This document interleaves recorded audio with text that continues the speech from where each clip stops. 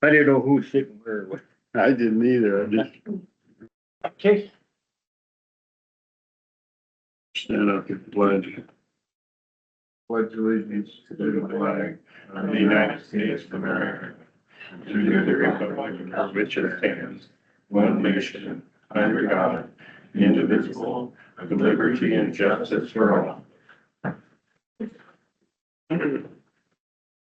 Open up to public comment, 3 minutes per person. Anytime.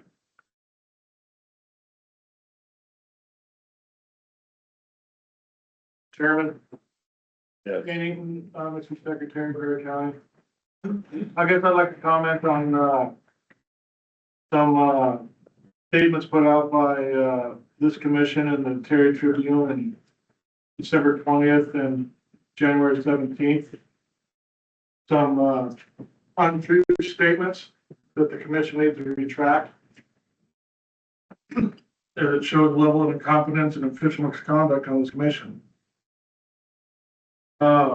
In a January 17th article, it is stated that, the type 1 zoning district proposed in Prairie County, but potential liability results around the notification of existing signed contracts between landowners and a wind farm company. That is not true. That needs to be retracted. The zoning regulations absolutely do not nullify any contract. This commission has a copy of the contract. The zoning regulations do not nullify. They put in a height limit, they put in setbacks, do not nullify it. That needs to be corrected. That is an incorrect outright lie. Okay? So, number 2, in the December 20th statement put out on behalf of the commission, it is stated that when the ink is dry on a lease, the project is started. Okay, if that's the case, then there's no liability to the county. The zoning regulations stand on their own feet for the safety, health, and welfare of the citizens that want it. If the ink is dry and the regulations are grandfathered in, where's the liability? That is again a factual scare tactic, infactual scare tactic in the rest of the article where the commission talks about millions of dollars accountable to all citizens. So it's a true statement on the front, it's a factually incorrect scare tactic taken on the back end. That needs to be corrected. That was come from an individual, not the board. Well, a county commissioner speaks for the commission. The chair of the board speaks for the commission. So if you're going to say that they're grandfathered in, there's no liability or millions of dollars of repercussion. That needs to be corrected so everybody's clear. It talks about, in the same article, about petitioners signing to a zoning petition and the boundaries of the zoning district changing. That is a lie. That needs to be corrected. Outright lie. It further talks about another spot about the growth policy of the county and private property rights in regards to the zoning district. The zoning district for type 1, as I'm sure you've been told by the multiple attorneys the county has hired now, type 1 zoning districts do not abide by a growth policy, nor do there need to be a growth policy in place to have a type 1 zoning district. That's a fact. That needs to be corrected in the statement. Type 1 zoning districts do not go by growth policy.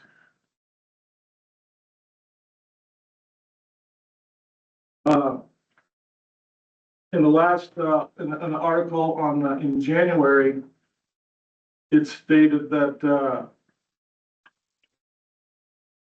the zoning district, is not, I'm sorry, in December, that the zoning district is not zoning, rather it's eminent domain. That is not true. Zoning, you sacrifice property rights in exchange for the health, safety, and welfare of the people in the district. That's a obvious given. It's not eminent domain. You sacrifice one to gain the other. There's not a taking. And those things were either purposely put in there by this commission as a lie, confusion, disorientation. I don't know, but it needs to be retracted.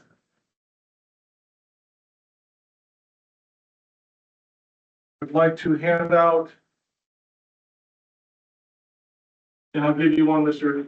Secretary, when I'm finished. We only got 4 copies.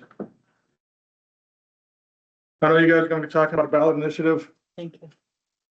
I'd like to give you some statute to consider in your downtime.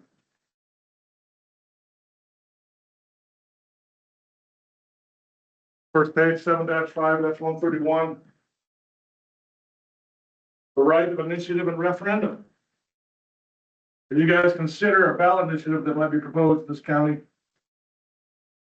it's okay, Mr. Secretary, I'll read it in the minutes. 7-5, that's 131, the right of initiative and referendum.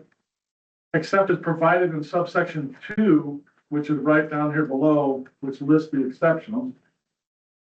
The powers of initiative and referendum are reserved to the electors of each local government, meaning the voters. We have that right reserved to us. Resolutions and ordinances within the legislative jurisdiction and power of the governing body, in this case meaning the county commissioners, may be proposed or amended, and prior resolutions and ordinances may be repealed in the manner provided in 7-5-132, which is the second page I gave you, which pretty much says we have to get 15% of the electors in the county, in this case the county, to get on the ballot. Now, the important thing for you to consider is that, but also subsection 2, which is the exceptions to what citizens can do in an initiative or referendum. Those exceptions clearly laid out by the legislature. Budget, bonds, principal and interest on bonds, special levy assessments, and law enforcement stuff, and styrofoam cups. Those are the specific exceptions to an initiative and a referendum. That's it. And for this county to consider to look at a ballot initiative from citizens, this is all you need to look at. And if that doesn't satisfy you, I would suggest you go to the Constitution, Montana Constitution, Article 3, Section 4. People may enact laws by initiative on all matters except appropriations of money and local or special laws. The people may approve or reject by referendum any act of the legislature except of an appropriation of money. The people, that's what this country was founded on. The people have the power. You three on that side of the table work for everybody on this side of the table. We can amend, propose, or repeal anything you do, except if it deals with money. And so when you go into your closed session today, I would specifically ask that you find out where it says in the Constitution or statute that citizens cannot propose initiative or referendums dealing with land use regulations. Specifically. Pretty simple.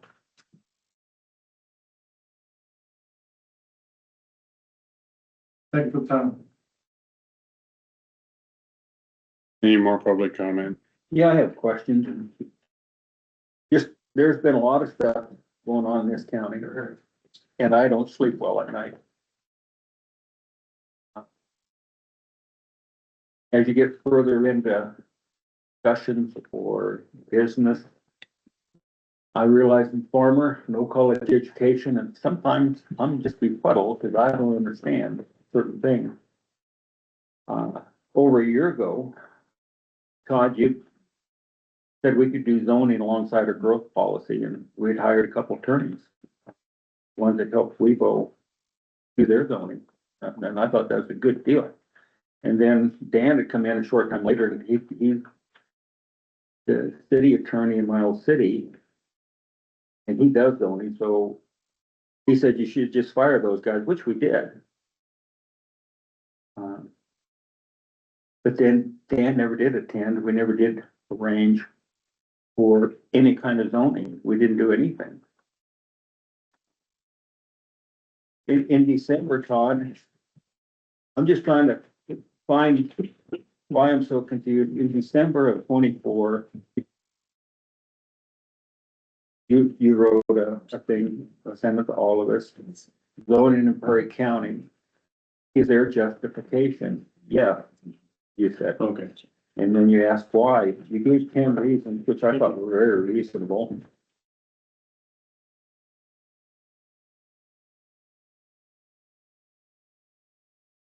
But we kind of walked away from that. We, as a county, we walked away from any zoning ideas or, and it was mentioned at a meeting, if they want zoning, just, they can do a petition. Well, you did. And it wasn't correct. So it was voted down. Now you've done another one, you've done an initiative. And there's so many things that come up. I went to Dawson's County's webpage and read some stuff that was quite interesting. Weibo, and I looked at our own, and there's a letter on there from the first one is from NACO and addressing Commissioner Van Cold and different things.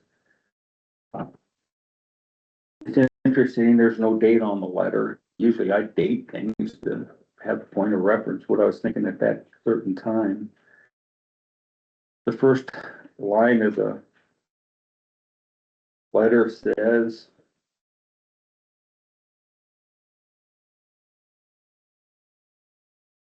I realize we have answered this question several times and several commissioners and the members of the public lately, but NextEra Energy is not a participating partner in MACO.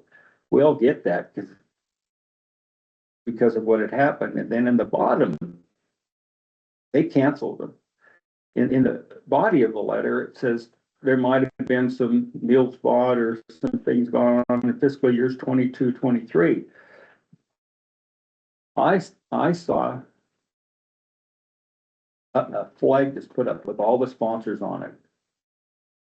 And NextEra is a gold sponsor. And that was in Missoula, September 24.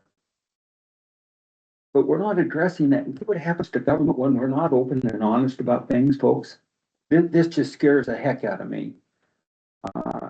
We fumbled and we're here. We're down the road almost 2 years into this thing, and we're still tore apart on it. So it bothers me. There are 2 letters in there. I read what you read, and there were 2 letters in the paper. And when I read them, our government's job is not to facilitate, and it was in there, business transactions. I'm a business guy, been a business guy for way over 40 years. And I've made deals and I've done this and that. And sometimes they go to fruition and we have a deal. And sometimes it falls apart for a variety of reasons. Our body of commissioners isn't here to facilitate. Montana Constitution states our responsibility, health, safety, and welfare of our citizens. And when anybody, any citizen in our county signs a lease with the neighbor across the fence or clear across the county, he's not grandfathered in with anything the county does. If something happens and we form something, incorporate something, those 2 will have to figure it out on their own. when I see this whole thing, there's a sweet gal that lives up north. She's been to several of our meetings, been on the phone twice. Norma Peabody, lived her whole life. Zoning allows non-participating landowners a seat at the table for negotiations. That's what that does. Because other than that, they got a lawyer written good neighbor agreement. And boy, does that thing, if you, like, There isn't a good neighbor agreement in Montana. whatever, There isn't a good neighbor, that's not even a Montana document. okay. I've read it in one. It's not a Montana document, though. It has nothing to do with this project. It's from another state that someone found in their research. It's not something that's here in Montana. I'm gonna call for order. Go ahead, Dennis. Um,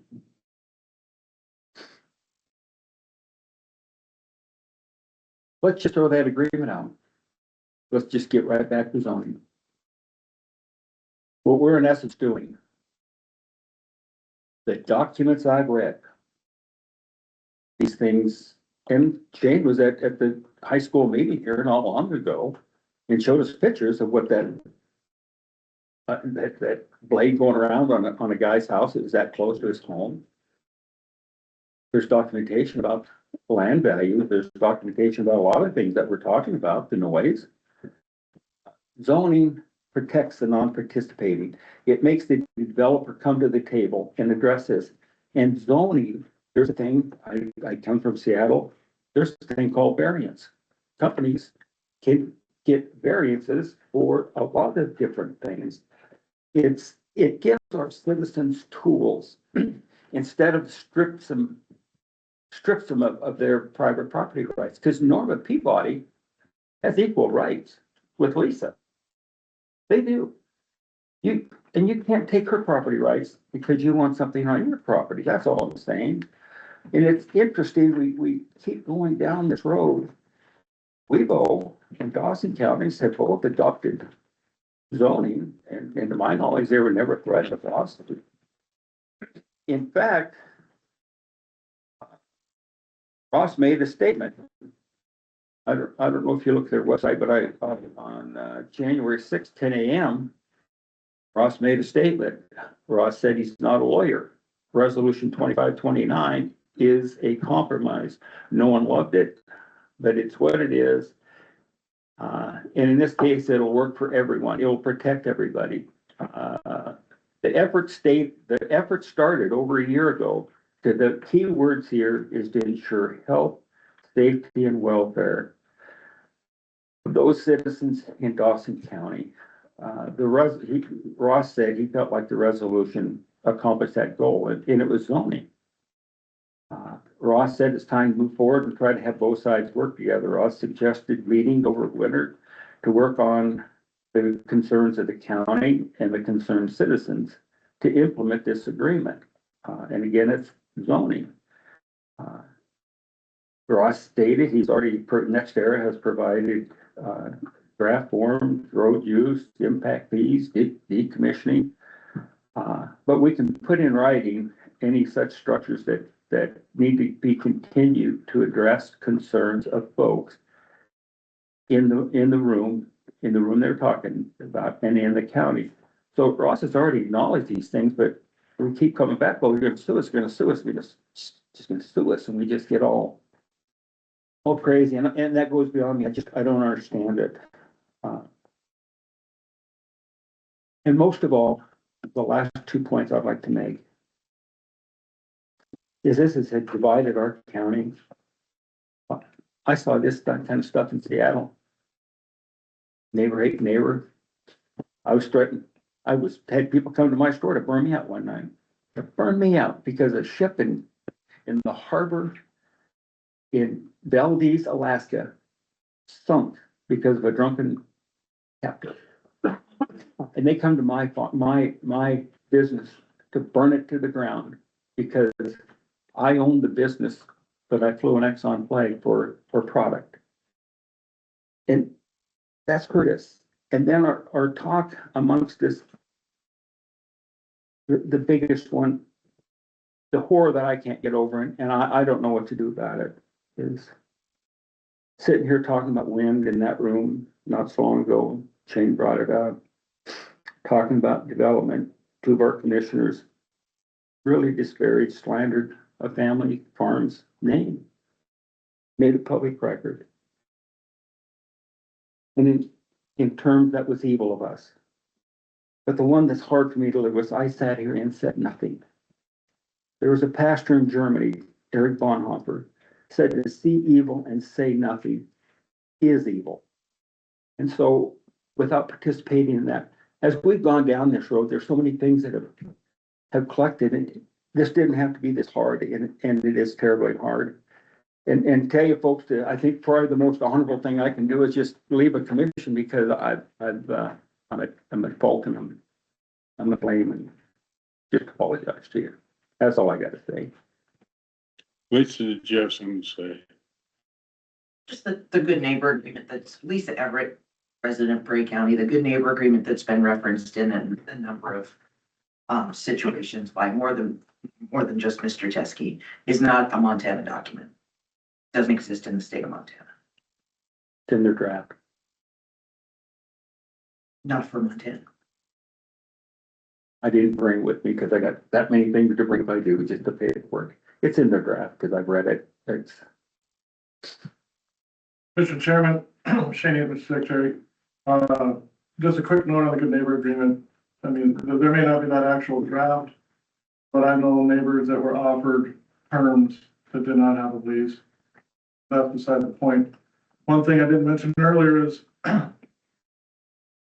it's very confusing to people, or people are wondering if this commission is confused and the action you are taking against the type 1 zoning districts and making opinions and already voting before it's even come in front of you.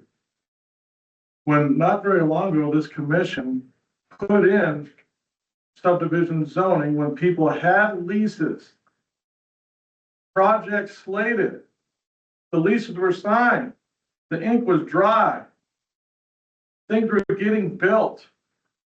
And this commission put in subdivision zoning in the face of it. That happened. Now you suddenly do a 180 and say, no, we can't do anything. So people are questioning the competency of your guys' reasoning. It's right there, front and center, obvious. You've either confused, have no principles and changed them, or have no principle or change your principle. One of the three. Because people had leases in this county. I know, I was part of a company that had one. There was development being built. Things were getting built, pipe stations, man camps being proposed, leases signed, money exchanged. This commission put in subdivision zoning. Explain. Because people are wondering about your guys' competency as commissioners. And I'll tell you that as chairman of the Republican Central Committee, I get called from people around the county for the last 3 or 4 months wanting a resolution to be run. And I haven't brought it up at any meetings. And so answers need to come forth. How could you vote for subdivision zoning? It's on the books.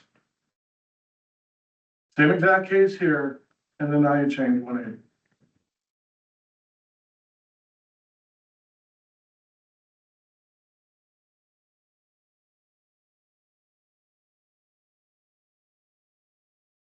We got a couple more minutes for public comment.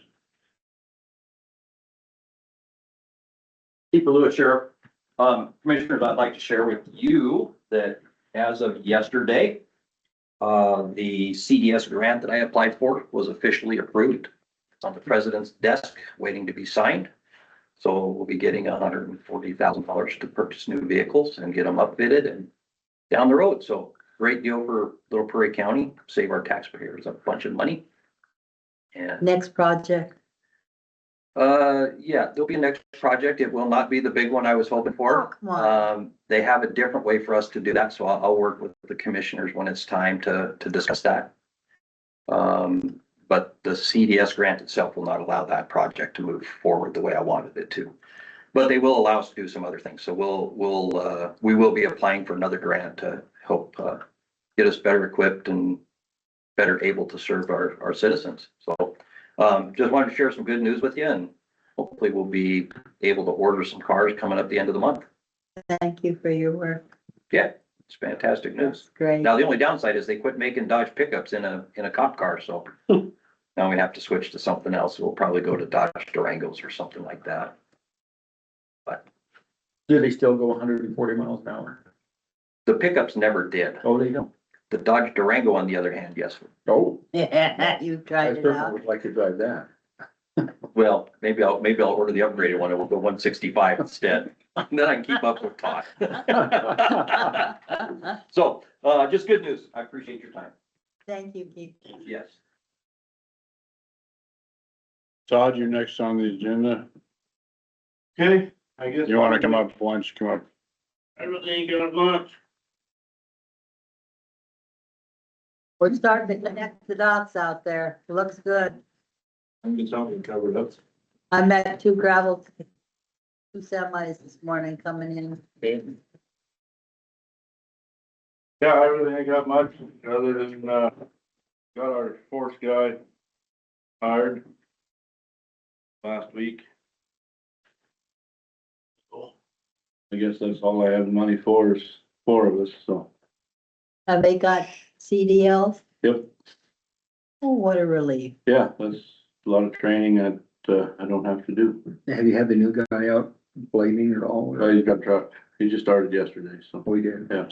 I had a mineral salesman in my house yesterday that says our county roads are better than any county roads around Prairie County. I've been hearing that for years, Todd. So I just wanted to let you know. Yes. But then, and I don't know, And Corey Martinson said that the roads are good. As far as he can tell. yeah, I mean, I've been hearing that for years, and, you know, I was a member at the golf course up there, met a lot of farmers and ranchers out of Custer County, and they come over for a bull sale or an auction sale, and they tell me the same thing, man, when we hit the county line, it's just much better roads in our county. I hear it all the time, so we're doing something right. Evidently. You and I went out a month or two ago to Stoley's. Mhm. Are you hauling any of that gravel in that area? No, I'm working in Christine's area. Thank God. So, and I don't know when I'll get to there, cause I still got a project up at Todd's we're working on. What, that corner? Well, I got that pile of gravel, I want gravel from yours to Robbie's. It's wet, that gets bad, and then that stretch from the T towards your place, that first mile probably, if you got enough gravel in that hole. Get that done. I gotta finish all the millings. I still got washouts up on, Whitney Creek I gotta get filled. That are pretty dangerous. There's only a third or 2/3 of the road that they're going by now. Is that culverted areas? Is that what? Yeah, it's culverted areas, but it's also part of the mail route. Mhm. And them washouts been there 2 years already, but I gotta get them. Is that online? Cause that is a hazard. I know. Especially with people that. Yeah, walk from especially here in to the there. winter time when you get snow and it blows them in, Yeah, you ain't gonna see them with the plow. You're gonna end up in the, or the guy driving down the road's never been there. before. Yeah. Not gonna yeah, know. so I got it. That's been 2 years and I still haven't got around to fixing it. Are those flags are clean? You can't flag anything out there. It's cows tip it over. I mean, Fence post or anything? Well, Too late froze out. well, it's froze up now. But, it's on a low traffic roads, but it's still on part of the mail route that I wanna get that fixed. And we got a lot of projects that we can't just go out and start graveling road till we get some of them washouts and stuff fixed.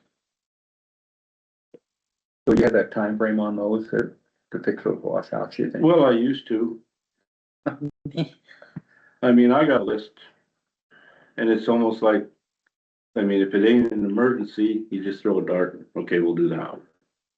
That's kind of the way it is. putting fires out. Because they're all the same. I mean, a lot of them are the same. It's like this solely deal, you know? Yeah, there's a 5 mile road that there needs some gravel there, but one guy lives down that road. When I can gravel a mile of road that 10 guys live down that road, it makes more sense to take care of 10 people than it is one person when they're the same exact mess. I mean, when it's wet, you can't drive through it, but there's Just keep but plugging there's 200 along. miles of that. You know, it's how to set the priorities. Sometimes you can't grease the squeakiest wheel. There's only one wheel. Grease the whole trailer, you know what I'm saying there? Yeah, I hear you. So, Well, we appreciate. What are you doing down at Cabin Creek? Are you doing? well, those just corners? spraying some of that, the millings on them really, really greasy spots. Yeah, Cause like I said, there's 14 miles of it that needs it. And if I just start hauling that Cherry Creek gravel up there, it's gonna take me 4 years to get that 14 miles done.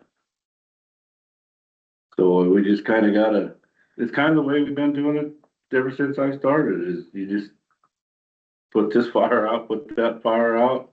Our greasy spots were getting a little far fetched, far-fetched. quite a ways between them. They were all greasy. Yeah, It was getting pretty skinny on the Scorio side. well, Billings ought to keep it going for a this, while. this moisture we've had in December, when it's not snow and it's rain, it exposes a lot of places that need gravel. It does. And we found them all. And out there, the last few years, there's a lot of scoria actually on the edge. I was one blading the other day, and there's a lot of scoria on the edges. It's just, there's no crown left in the road. So it's time to pull that road. Well, the scoria's tough to pull that, but I there don't is some think those scoria on discs the edge. work on those, do it? What's that? Does that disc work on Oh, yeah, it Scorio? works. Yeah, it does. But you gotta have manpower and time to get it done too. Well, that's, the last time we was really pulling shoulders when I first started, when Hinland was coming in. And that's what he did. He got a blade with that retriever, and that's what he did all spring. Was pull shoulders. That's all he did. And we ain't had that since 99. Could I let Gary do something like that? I don't think Gary wants to do that. Okay. You want to? He just wants to. Sure. He does a good job on what he does. He does, yeah. Well, he's Got several years. got 14, 15 years experience doing that. It takes experience, and that's, Our roads and you are- gotta be able to keep it. I mean, that's roads the are thing. better right now than they have been in the past 3 or 4 years. Well, I blame the moisture. It takes 3 things to make a road good: moisture, moisture, and moisture. That's, Kind of like So buying it a is. house location. it is. Yeah. You can go out and do a perfect job on the road, and if you don't get any rain on it, Pack it's it just down gonna back rot, it's just gonna down. unravel. Dust it out. It does, yeah. So that's why a lot of the roads are in great shape right now, is because of all the moisture we've been getting. When it quits, they just fall apart. So, but yeah, I think we got a pretty good crew now for just having 4 of us. Gotta figure out how to keep them. I don't know if they're gonna stick around. Well, one I know will, but the one that's been there. The other 2, you new guys, I don't know. They'll probably stay in the community, but if they can find something that pays better, they'll probably go for it. I don't know, but got 2 new guys out there that are gonna be in good hands. So Sherry handed me some bridge reports for you guys to look at too. When I talked to her, I don't know if they just came in this morning or. Oh, do I? It's the The last quarterly week, I think. report on the bridges. That's what I had. When do we have that meeting? Is it next week? You got one? Yeah. I 10 thought- o'clock, I think. The Milwaukee Bridge. It should be in February. Oh, is it? I think it's in February. with Jeff Keith. Yeah. Yeah, it's in February, Dennis. I have to sign a document. Jeff Keys sent me an email. I thought. I got them, okay. You do I have looked at electronic it, I got- signatures for a I've couple been different busy. documents. She said a new document came in this morning, so you probably have a new signature document for something as well.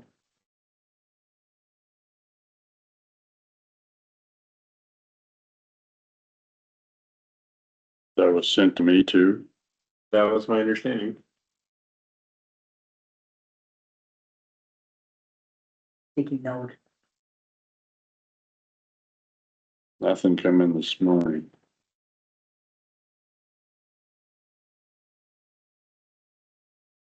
There's a permit that needs signed from Jeff Keys. Yes, Are you? it was sent January 20th. And we'll just be out in the field. Well, we're out in the field now hauling. And I don't know what the Prairie. new one is. The rest of this weekend. Did you Do send you it? feel like you're gaining on out there? Well, we just got started, so I don't know if I'm gaining. I'm not gaining anything actually, if you can see overall picture. Looks like later, is it later this week? We got some below zero. But Yeah, I that's don't- part of the weekend or so, that's not coming up. Yeah. No, It the was next sent week. to you, Harry. Sent to me. Otherwise. I'm sorry, we what? should be able to continue It hauling. was sent to you and me. Yeah, but you should, your I'm gonna haul signature should be, it. Any chance I get to haul a load, I'm gonna haul a you load. should have something that's Somewhere. signed, like. It's gotta be printed Like I off. said, I gotta. You said it had to be look done at projects like that. electronically, or Sometimes she you would gotta have throw it turned it off. And then while you're doing that, you go through, look at the other But she projects was, in that she area. said she was just gonna sign off the, or Finish get up the the sign off day. page for you to sign, Try to but she said it required electronic be signature. efficient while we're in the area. Sure. I'm guessing we're. You wanna just go past her? Away from having her come back down because. have Maybe some she test could, with that. Would you agree with that? Yep. Yeah, and as soon as it thaws out, We should, we should get some test holes it'd be done. nice or to be whatever. hauling something down there if we. Yeah, if we can get some test holes done. But I think the only place we gotta do that is on Cabin Creek now, you know, What's that? test holes for that pit. To get that done, cause I you're don't right. think we have to do Chapman's. Or maybe we do, I don't know, Do you want me to grab Sherry or? I think it was just. just that one out there, okay? Yeah, I guess the other. because I just got PDF. It had to be printed off, signed, and they'd scan it and send it back. The other thing I got, I guess, is I still have that month of vacation. I was gonna try to take it in February.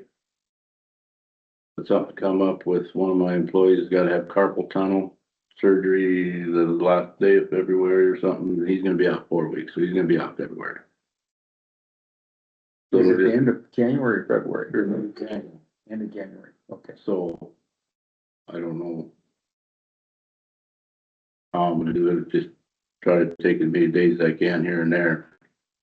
And it's just gonna be the two new guys. For February, if that's the case, so. Do what I can, but anyway, I'm gonna be out a guy for, I think he said 3 to 4 weeks after that surgery, so. Sure.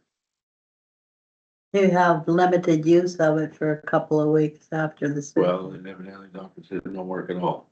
Oh, really? Well, aren't gonna be a sling, what can he do? Yeah, And you can't drive truck, No, can't mechanic, can't weld with one hand. that's can't- more restrictive Yeah. than the couple I've known. Well, that's what he's telling me, so Yeah, might be something else involved too. could be. how many days did you say you had? I got, about 14 or 15 days. And you think you can use it all? Well, I don't know. Open. It depends, you know, trying to do these jobs now when the weather's decent. Well, I need as many hands to go as possible. If we're in the shop, yeah, that's pretty easy to, you know, when it gets 10, 20 below, it's pretty easy to take the time off, just let them up with something to do in the shop and then I go home. Okay, Todd, she said if you open up the PDF and scroll down to page 13 on the one PDF and page 12 on the other, there's an electronic signature box. I had a couple of phone calls. What town is he from? Page what? Actually, it's the Western. Depends on which one you're on. 13. He was working.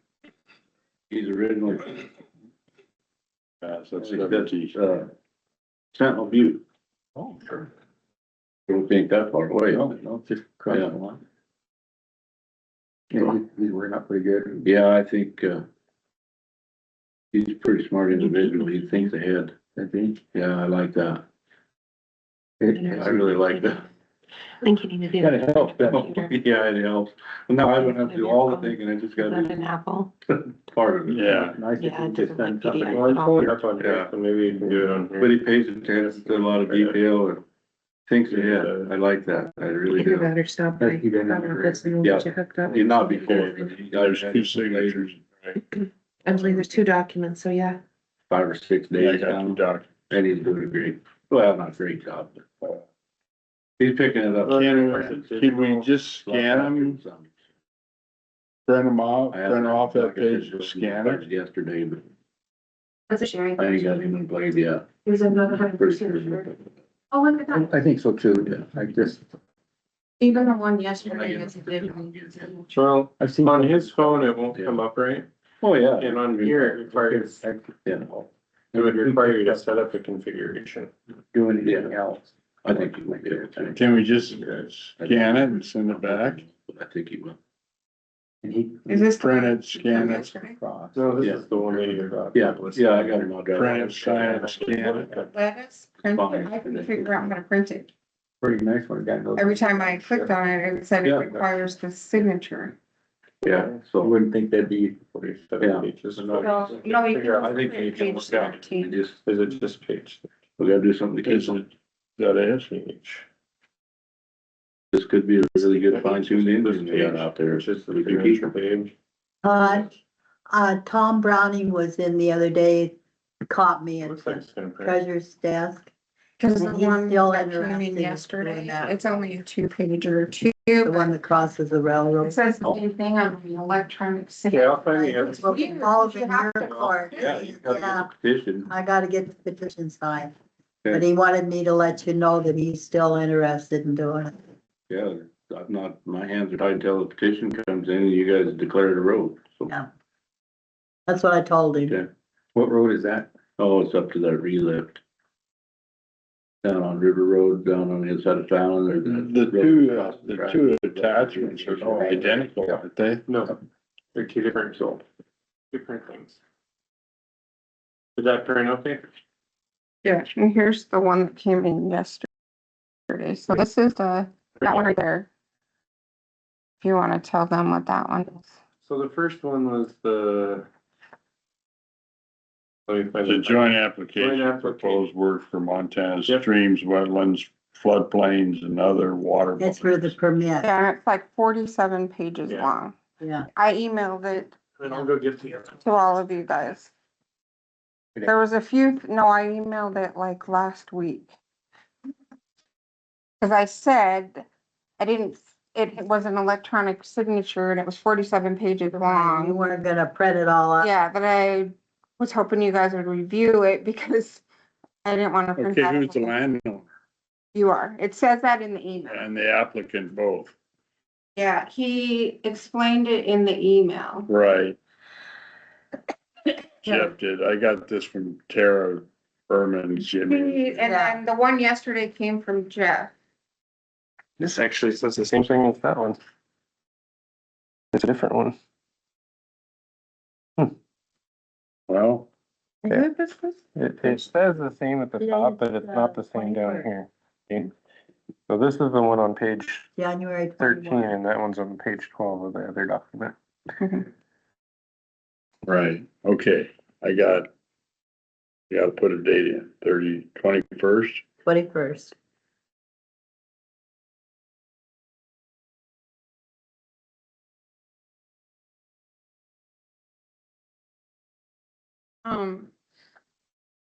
I can go look and let you know when I emailed it. I kind of explained to you why I was emailing it to you guys. I hope you're getting did you get it? Yeah. It's a permit for Yeah. in-stream work. It's all of this has to do with the Milwaukee Bridge. Yep. Came from it went, Come from Jeff, or come from the state. Went from the states, the feds to the state, to Tara, to us. yeah, and it's just to move forward. And then this one, this one I know that all of you guys were on yesterday. I think it was at like 9:45 in the morning. And Yeah. it came It from was a Jeff. brand new one. Yeah, so this is, the federal lands highway, but it's also for the Milwaukee Bridge.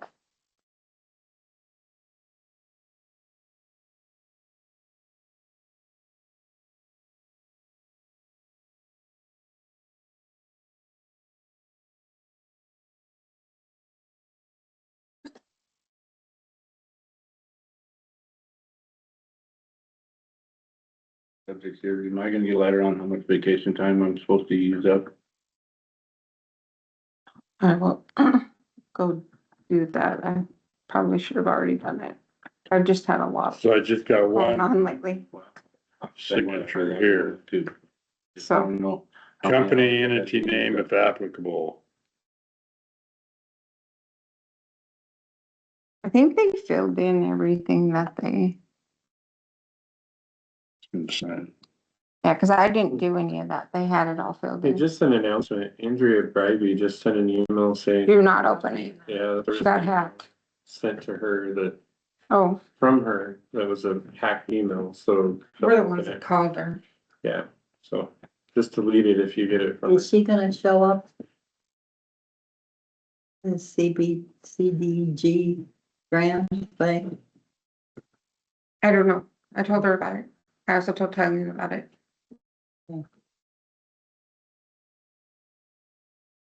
Cause it was the ambulance that applied for it, wasn't Yeah, but they don't want it. it? Yeah, now that they got other things. Well, they can't, and they can't just tell them they don't want it. You guys have to do Yeah. that. Cause it goes through our, I think, check to see that I did everything I was supposed to do. that might be discussed this hour, or West Road. It has to do with the travel on I the think so. I'll send it to them. interstate. Is this what you saying? Yeah. I think it's So just there's two different FYI. This is But just you- down a bad route, isn't it? Yeah. I have no idea. I didn't see it. Had to be done.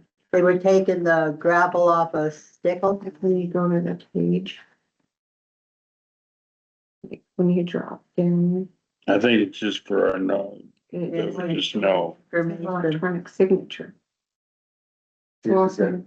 Where would you store that? Yeah, they're all Where like, would you put that's that? why I'm like, I'm not printing that. So that's something you should keep. Oh, you're chicken, So, but this is all that more. We Like that. received yeah, all has to do with the information Milwaukee on Bridge, the- and then the one that came in from Jeff Key, yes, it came from him, and I noticed the you guys were ground. on it, so I didn't.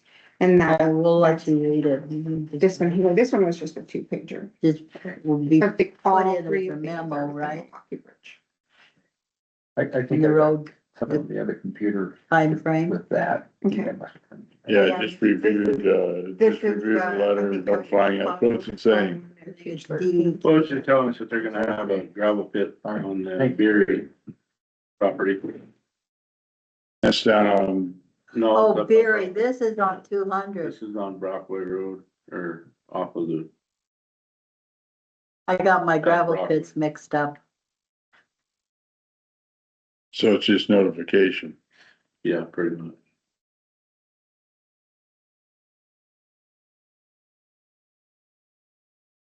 There's stockpiling for the chip Yeah. and seal on 200. Well, I suppose for that whole 500,000 yards, it's probably for that whole project, 7 or 8 mile stretch they're gonna do between Brockway and Flowing Wells. So my question was simply, where do you keep it as a record?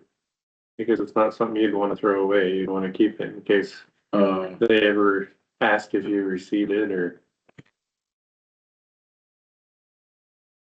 Put it with any kind of DEQ documentation you got, probably. I would say. Put it with, Give it to Lady. and Didn't, let her put it didn't, away. Gary's got that deal put together with all them gravel pits? Oh, Fifely, Yeah, put it in with Some that, I suppose. just stuck that material, you stuck all that information in that file cabinet. And that file, And that, and a lot of it's duplicate, I'm going through that piece by piece, and I'm not keeping duplications, I'm just keeping, Just keeping a copy, Yeah. yeah. and shrink it down to about half size. So what are we gonna do this? You wanna stick it with that? Yeah, I can put that with that, so it's all together. Well, we'll give it to Harry to make a note in the minutes, and then we'll give you the copy. How's that sound? That's fine. Get a copy. We wanna. Yeah, let's just give it to We Harry. wanna keep track of it. I'll get a copy. it's nice getting stuff like that. So you know what's going on. You kinda know what's going on, and if They that, add some extra. if that happened to be in an area where it's hard to find gravel, if you can get ahead and try to have some money and they can crush a little extra for you, or. Well, are they bringing it in and stockpiling it No, there, or they, there's gravel there. there's gravel They're there? gonna bring in a crusher and crush 500,000 yards. Man, that'd be nice to have your own little pile of that. It would be, and with that area, I got that grist pit, I just hauled a bunch out of that this summer. Fixed the Hughes Road, I got the Chapman pit that's fairly close for those roads. I just don't have any roads other than that Hughes Road right there where they're doing that.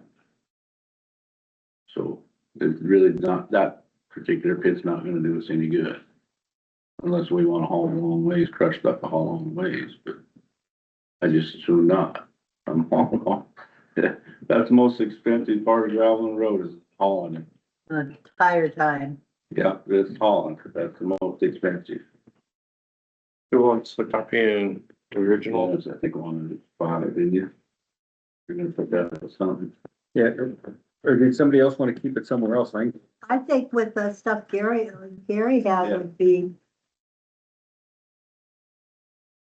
Fifely? Yeah, yeah, he had a bunch of folders with everything in it, the guy can just make a new one. Gary, Well, pit. Well, we have 2 stashes because we all hauled some of that downstairs. Remember you and Harry and I? Can't remember. We hauled, I think, 5 or 6 big deals of it, and then I had that, I cleaned out that file cabinet, cause there's so much duplicate, I was looking for stuff, and we just wanna keep the Okay. originals. Yeah, but no, that'd be a good one to put in there. We know it's there. Do you want a copy in the minutes then? Or do you Yeah, just want to we- note it in the minutes? Note it. It's just notification from Riverside that they'll be in. Do you want the? You got it. Okay. Okay, I noted it. Anything else, Todd? Nope. That's what I can think of off the top of my head. Just looking up as you got a guy that's going in for an operation. Yeah, and he's gonna be out maybe the month of February. 3 weeks of it anyway. So, well, I'd like to thank you again for getting the millings out there, that's well, gonna help. we're gonna until we get done, we got a few more spots to do. We're down sure be out of the rest of this week anyway. Oh. If I can keep the trucks going, we got one that don't wanna open sometimes, so. And that's kinda not too bad when you're hauling gravel the regular way where you're pulling up on a rig, making a rick, or here we're trying to spread it on the go and Scatter like you. you can't jump out and open that at 25 miles an hour. Kinda hard, It'd be tough to get back in the truck. it won't open from the cab. Yeah, I don't know, we've been struggling with it. I had Charlie looking at it. We had 2 different things going on, a short, the lights and something else wasn't working. Charlie got that all figured out, and then we was working on that valve on. We thought it was in the valve, got that fixed, then it worked for a day or 2, and then it quit working again. And it turned out it was broken wire. And we got that fixed and it worked a couple times and then it didn't work again. We weren't getting the full voltage to it. Changed the switch out, now we're getting full voltage to it. And then it didn't work. Worked a couple times. Now yesterday it opened once and then it didn't open. I wasn't the truck driver, but it didn't have enough air the second time. It's something in the valve was sticking. And if it had the full 120 pounds of air, it would work. If it was only like 110, it wouldn't work. So we looped all that up this morning and hopefully that's the end of our problem. Is that on one of those air valves that, Well, it's on one of them manual. yeah, but that's what works on what air, right? Yeah, it works off air and electronic. I mean, there's the electric valve in there that are solenoid that opens that up. You know, Heidel and I bought that, trailer from you Yeah, 20 years. Sorry, but And, I think one of the first things we did is just replace that valve. We had a lot of, we'd replaced it before you guys even bought it too. Oh, there's a pretty new one on there. seems like, and they're not rock sticking or anything, I think. No, It seems like they go through the valve. but I was thought about replacing the valve right away, $1,500 for the valve like that one that's on there. Well, let's go through process elimination, make sure it is. I mean, we spent a lot of hours on it. I don't think we're gonna have to buy it. Cause I watched how it worked this morning, I happened to be standing right there when you hit the switch, it didn't have full air in it. The manual valve just went a little ways. And it's got a canister on it, the Marvel oil and You it was empty. you need over 100 pounds to. And it was empty. And so I told the truck driver, I said, get that thing filled up and I'll bet if that thing lubes up, I'll bet it start working again. Hopefully it works today. I don't know, we'll see. But the next thing is the new valve. Yeah, as soon as, I'm hoping we don't have to, but Went up in price, everything. Well, Everything has. everything happens. I think the light's coming in. I made a couple changes. The tire shed we had, I don't remember what the value was on it. But I had 25,000 in there for the inventory on it. It's empty now. The tire shed, everything's in the storage container. And of course, the storage container can hold more now as far as we're gonna put parts and Tires on the bottom and tires. shelves. I got shelves on top. I think you sent pictures, We, didn't you? we got a picture from Yeah. somebody. Yeah. Yeah, That's what we did. that's So good. I upped the value inside of that. And then I upped our contents in the main shop, 25,000, I think. Did we take anything off at all? The only thing we're taking off is that shed that's in tires was in. Cold storage. Yeah, that's the only thing we really took off. And I think the light said by the time we got all that moved, we only upped the value 5,000 or Increase. increase.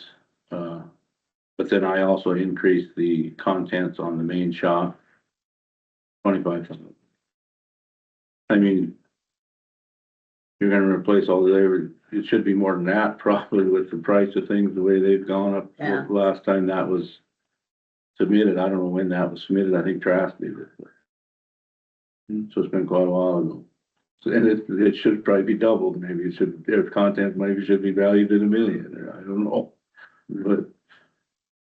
But I upped it 25. That's all I've changed on that, so she comes in, that's just so you're aware. All those containers should be less fire hazard than the regular buildings. Well, yeah, they could, but I got electricity in there, so That's- I had to put some lights in it.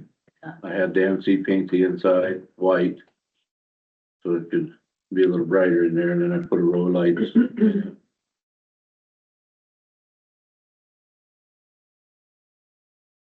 Yeah, I only got it valued, I think it's 6,000, the shed itself. I think it costs about 8 to get a new one, that's an old used one. So. But that's the only thing I changed with insurance. Everything else I left the same.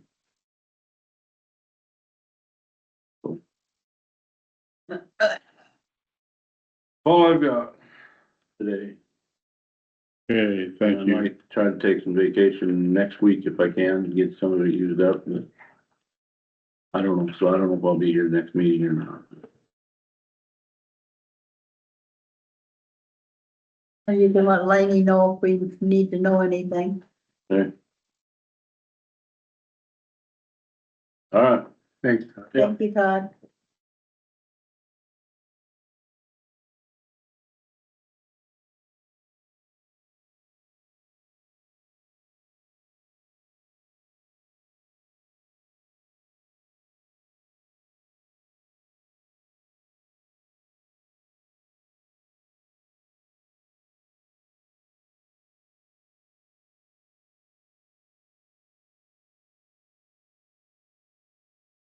Go ahead, we'll start the minutes.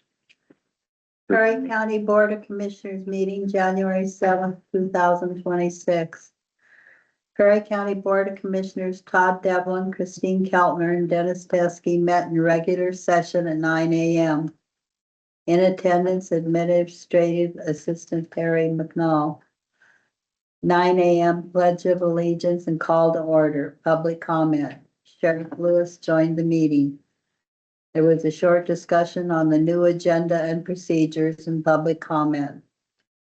Sheriff Lewis, the office had 1,386 calls for service in 2025. It is anything that they are called to do. 616 calls were traffic actions. 781 other calls that covered all other activities. Sheriff Lewis went over all the major call-outs for the year 2025. They had a total of 87 court cases for the year. Aaron Martinson, I have visited with the. That's misspelled. Jaron, I think. Yeah, AA instead of ARR. Thank you. I have visited with Commissioner Teskey and Keltner about road issues and asked for an update. Commissioner Keltner gave an update. Aaron asked if there is any accountability in the road department. We need to figure out how to resolve the issues. Rini Pertz asked about the new agenda and not having public comment at 3 p.m. if that is new and permanent. Not allowing phone calls would be challenging to many folk who should consider how to be more accessible. 9:28, Road Supervisor Todd Henry gave an update to the commissioners. The new employee started yesterday and Adam was out grading Cabin Creek area. He gave an update on road condition and some of the work that needs to be done. Commissioner Teskey asked that Supervisor Henry bring in work logs to have a conversation about planning work, etc.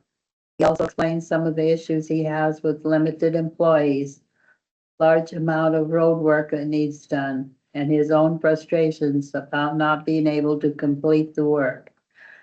The conversation moved to how to get more people to apply for the positions.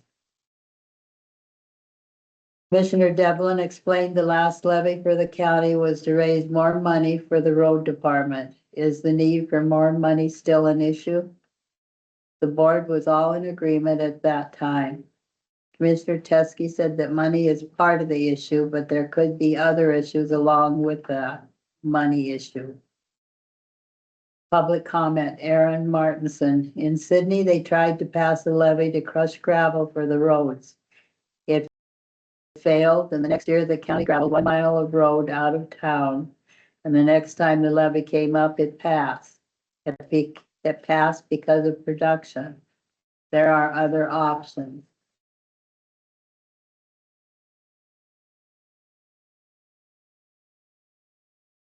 Supervisor Henry asked for the commission to consider changing payroll to bi-weekly instead of monthly to try to retain employees.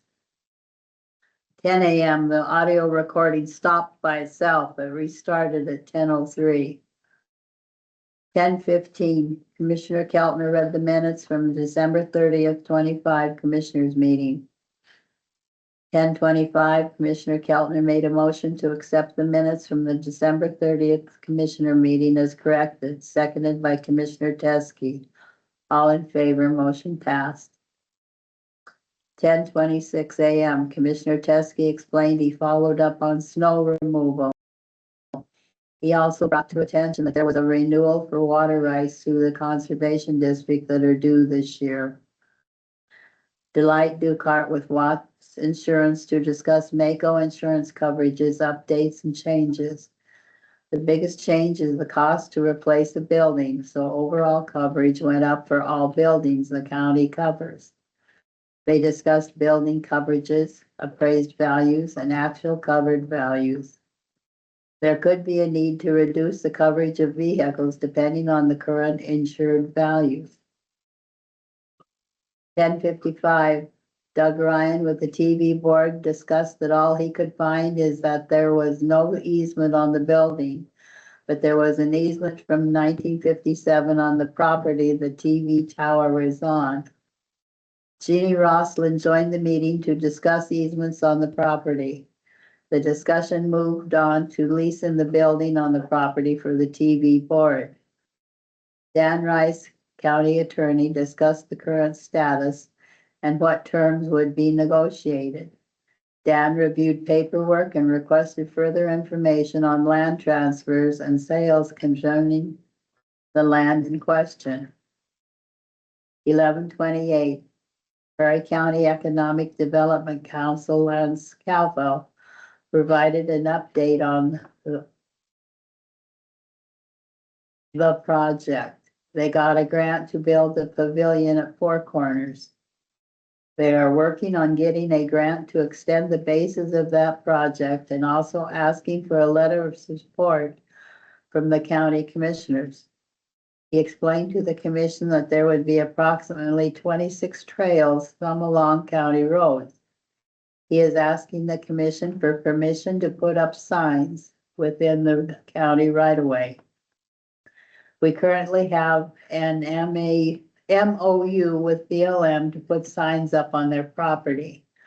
Russell Schwartz spoke about what programs are tied into the local program. The Prairie Trail System is only in Prairie County, and the Badlands to Badlands Trail System starts in Medora, North Dakota, and will hopefully end at the Powder River.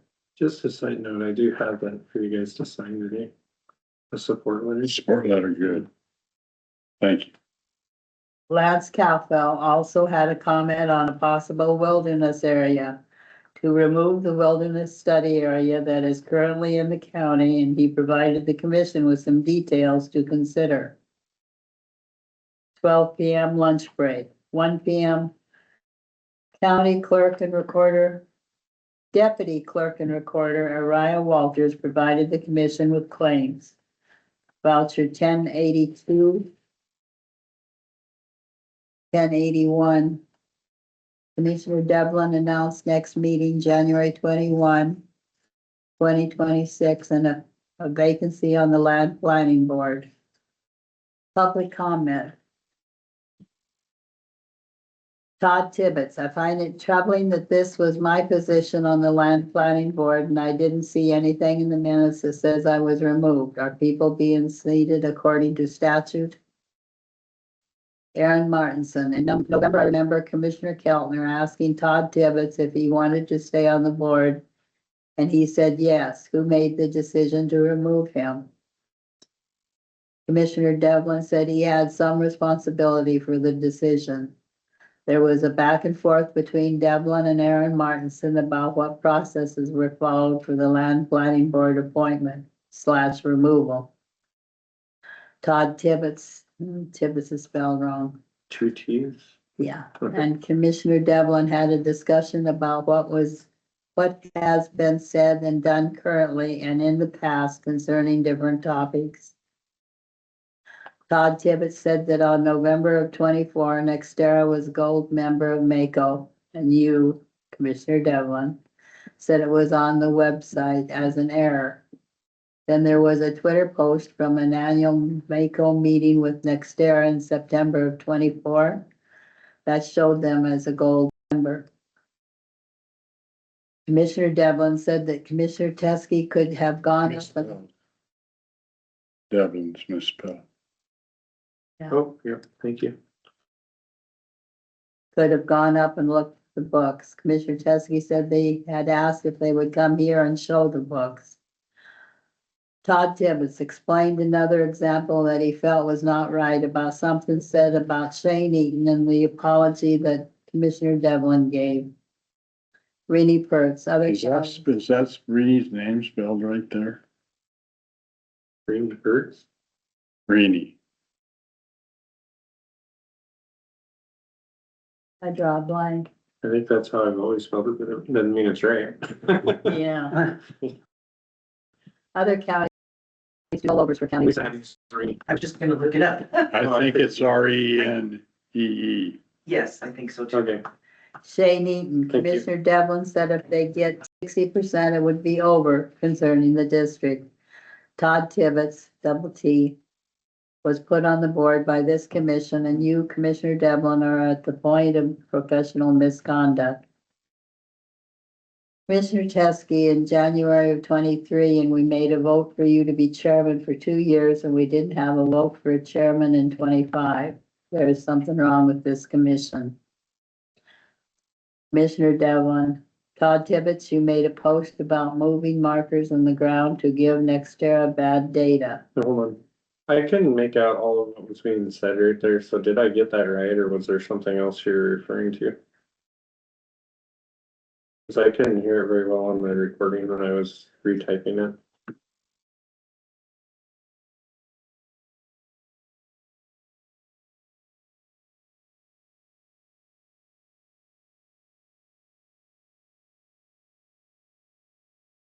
I think you got it right so far. Yeah, it was just that sentence that I wasn't sure about, cause I couldn't quite make out what Todd had said. Todd Tibbetts, that is You true, put it on a public forum. but I posted But that it was as when you put on citizen a Todd public- Tibbetts, not as a land planning board member. There was a conversation with Commissioner Teskey and Devlin over a threatening conversation. Commissioner Teskey explained there were no threatening conversations. Renee Pertz explained she believes there are many misconducts going on. Shane Eaton, how many openings are there on the land planning board? Commissioner Devlin and Keltner explained that letters have been sent. Aaron Martinson played back audio from previous morning. That was misspelled. Yep, got it. That showed there was no voting. Commissioner Devlin said, I believe that was the consensus of someone or someone would have objected. I don't know how long we've been this long there and I just haven't caught it. No, I hadn't caught it before. Commissioner Devlin said, what does the board think? Commissioner Teskey, there are 5 board members in my view, or we throw out all members and start over. Commissioner Keltner said we should put it on the next agenda for a vote on all the board appointments. Commissioner Devlin said, I am seconding. Commissioner Teskey said that is in the past, there have been no votes. Any more discussion? All in favor, Commissioner Devlin, Keltner, all opposed, Commissioner Teskey. 240, Commissioner Keltner made a motion to adjourn the meeting, seconded by Commissioner Devlin, all in favor, motion passed. I went back in my minutes and we voted either in December or January of 23 and 24 on the board members. I didn't get to looking at 25. There's 2 people that have put their names and I asked the clerk and recorder this morning and one was, There was a third one too. Just came in a few minutes ago. oh, is there? For 2 slots. For, yeah, Dave Hudson put in his name for the land planning board And Roy. Roy Hawkins. and Tracy. and Tracy, Roy just- uh, Roy, I think Roy would be really good. He's really pro Badlands. You know, their place goes right into the Badlands. Well, before you move on to that, you guys should make a motion on the minutes and stuff. Okay, well, I don't know, I'm gonna. Yeah, I would entertain make a motion, we accept the minutes as corrected. second.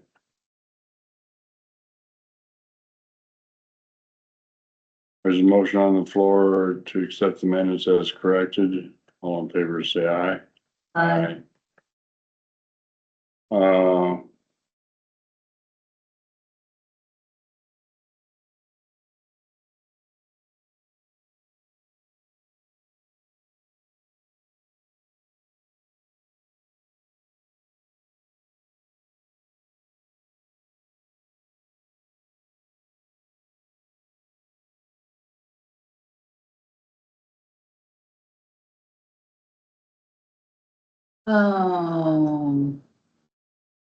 Board stuff comes up this afternoon.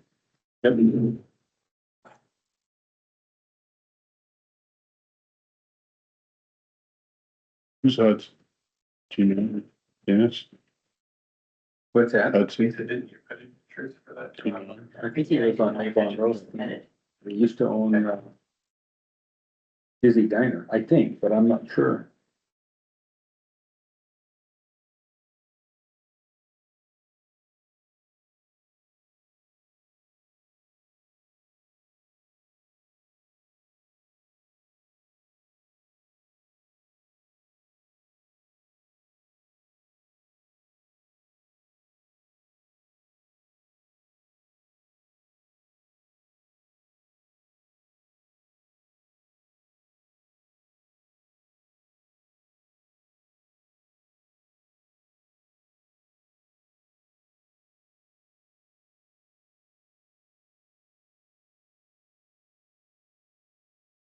I'm gonna go get a couple of pens. Yeah, I should have brought her a little cup. Yeah, I didn't think of that before now.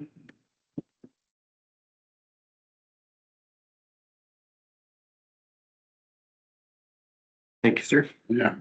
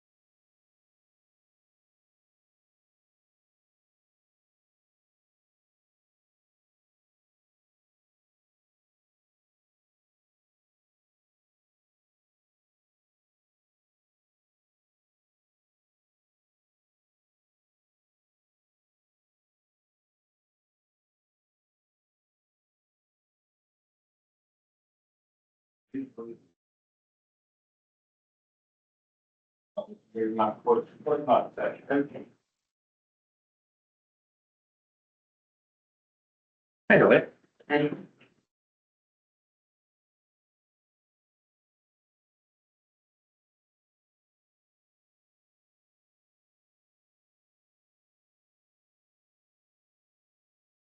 You? How far back am I going? Ways, just a ways. Just a ways. Hi, Delight. Is the wind blowing out there? It's kind of quit. Yeah, it's not too bad. It's blowing pretty hard when I come in from the country. Oh, last night was something else. So, I think your biggest dilemma, the heavy equipment, I didn't get any changes on that. They say it didn't change anything. Yeah, the vehicles, the airport took off the 55 four-wheel drive and then a 72, and they took off the Caprice. And then the sheriff's department, But it still has liability and stuff. the 55, Priest. no, they took it off. They said they don't, We don't use it at all. yeah, What vehicle is that? the Caprice at the airport. Oh, They had me take it off. Dwight had me take it off. Hmm. So I don't know. And then, Kiefer lowered the value on that 2001 or 2011 Dodge from 12,500 to 5,000. And then with the radio package, it ends up still being 12,500.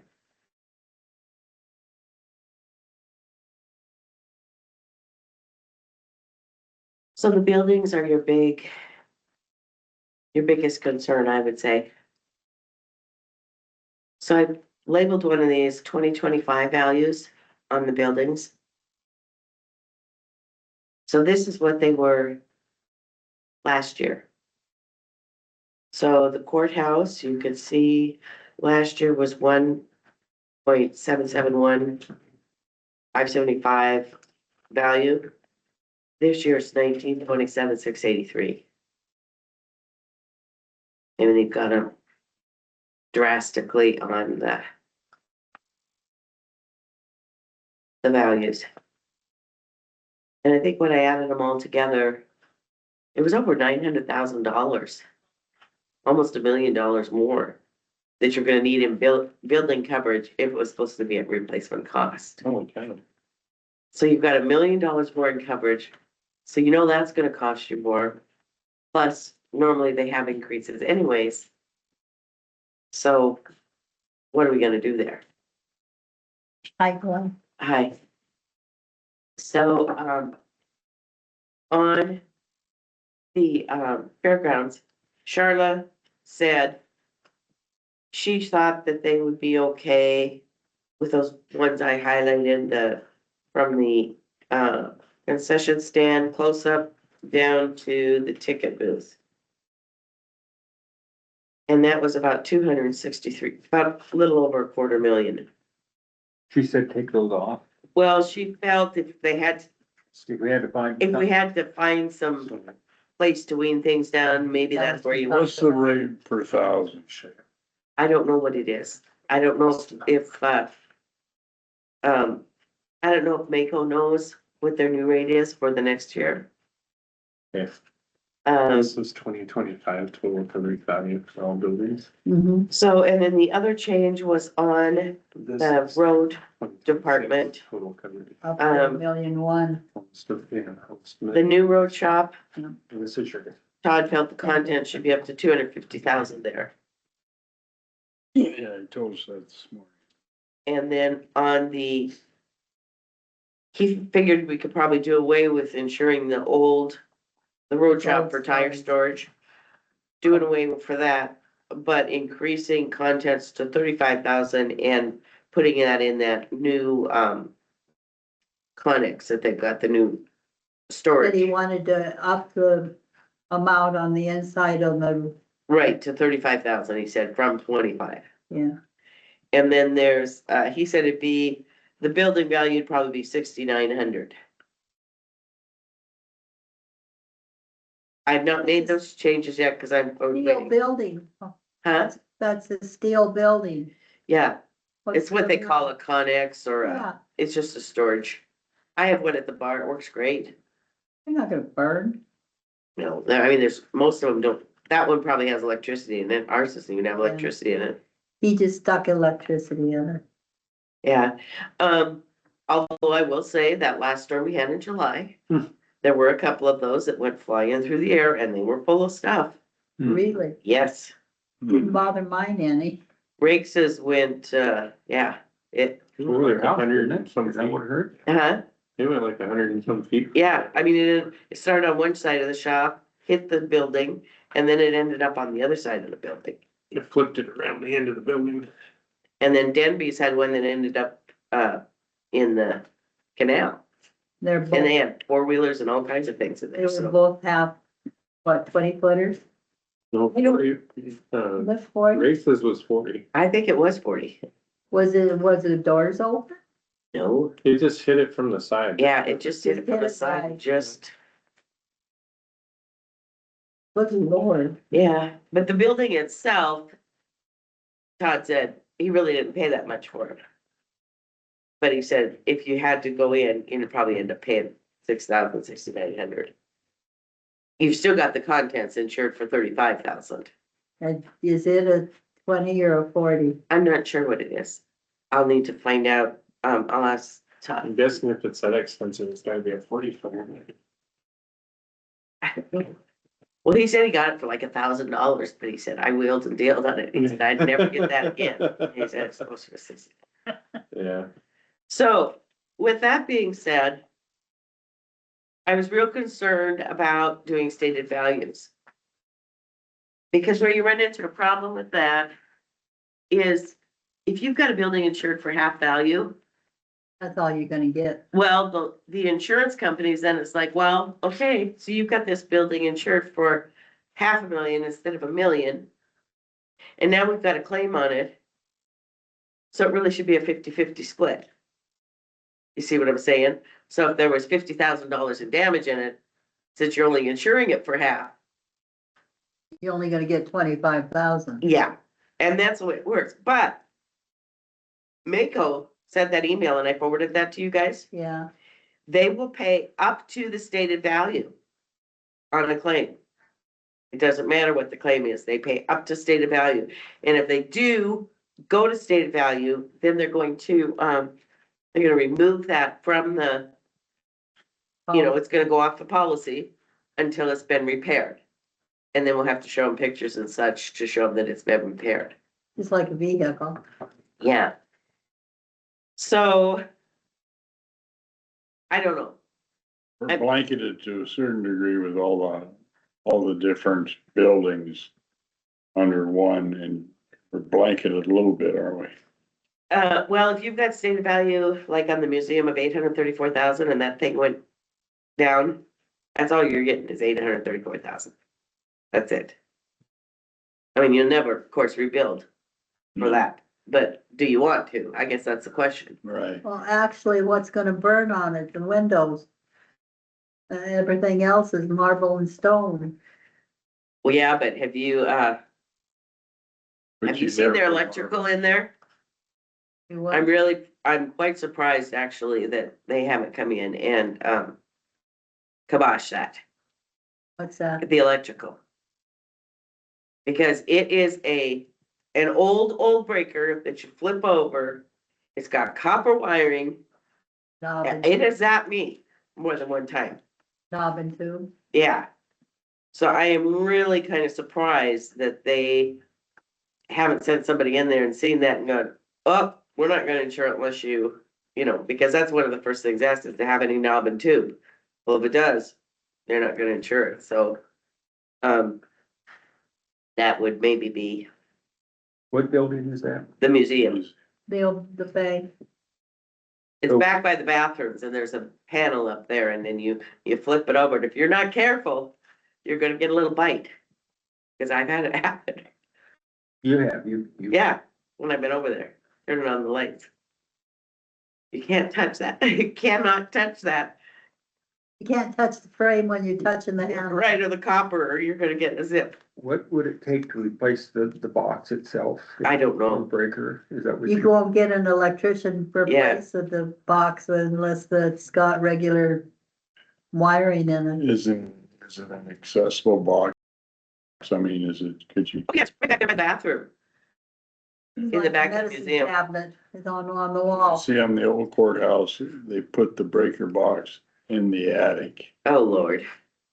Yeah, And so when we were talking about trying to stay in that building, we had to rewire it, and the box was not in what they call the accessible breaker box.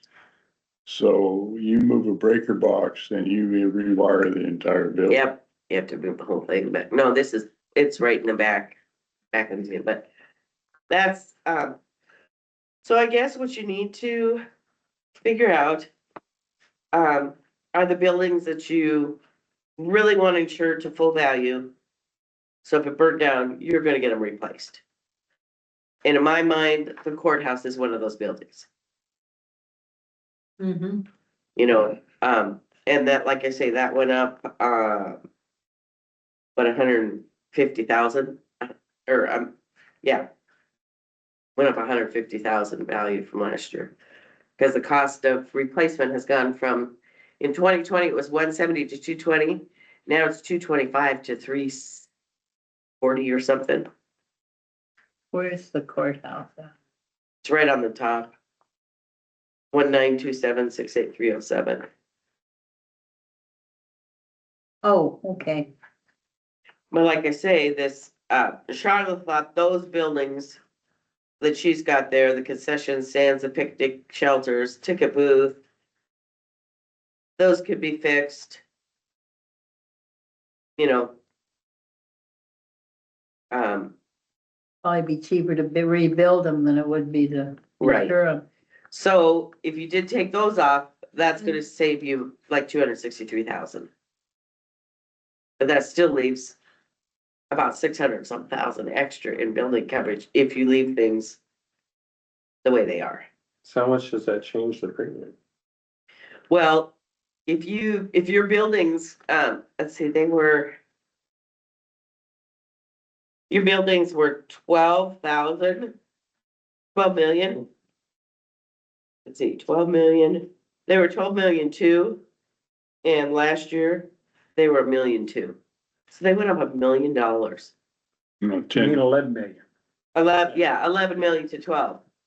So they went up $1 million. So what's our? So it's a little less than, a 10. Yeah, 10% increase. What was our premium? I don't even remember now. And they won't know the premium on this until they get all these renewals in and that kind of thing. So, We gotta do our jockeying before we submit. right, because if you, it went up $1 million, 12 million, a tenth of that'd be a 1.2 million. So it's almost a 10% increase in building values straight across the board.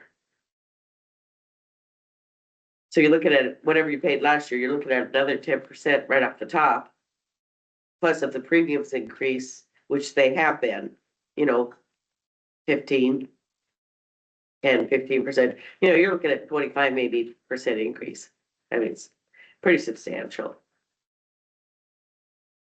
So I don't know where you want to go, but I think you really need to look at the buildings that you definitely want replaced if there was a fire in it.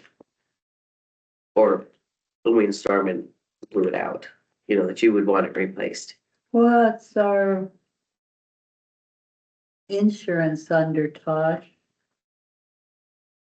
Hmm? What's the insurance under?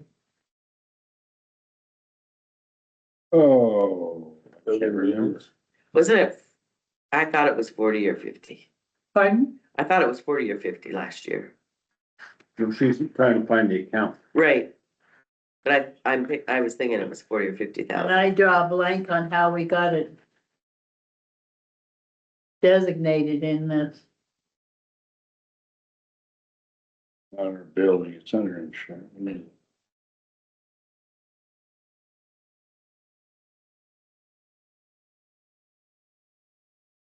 I was thinking it was 45,000. I was thinking between 40 and 50. So if you've had another 25% increase, that's another $10,000. Another 12 to 15,000. So it'd be at least 55,000. Yeah, I mean, it's just like, woo. But Charlotte felt that those buildings on her part could probably be zero value. Property casualty liability, Yeah, is that right? yeah.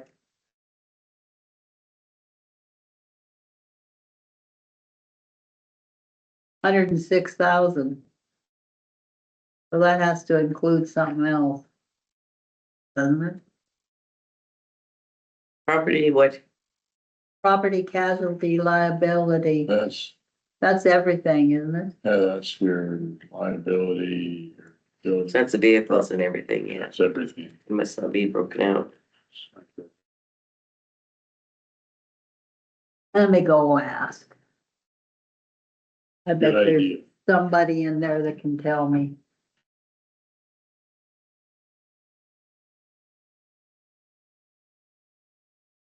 You know, or maybe you want to put a stated value on those other buildings, those concession stands, I don't know, you know, if you take them down to zero. If you put 10,000, at least you'd have something to start with. Of course, some of them are only 10, like that one picnic shelter's 10,000, ticket booth's 9,000. You know, I don't know.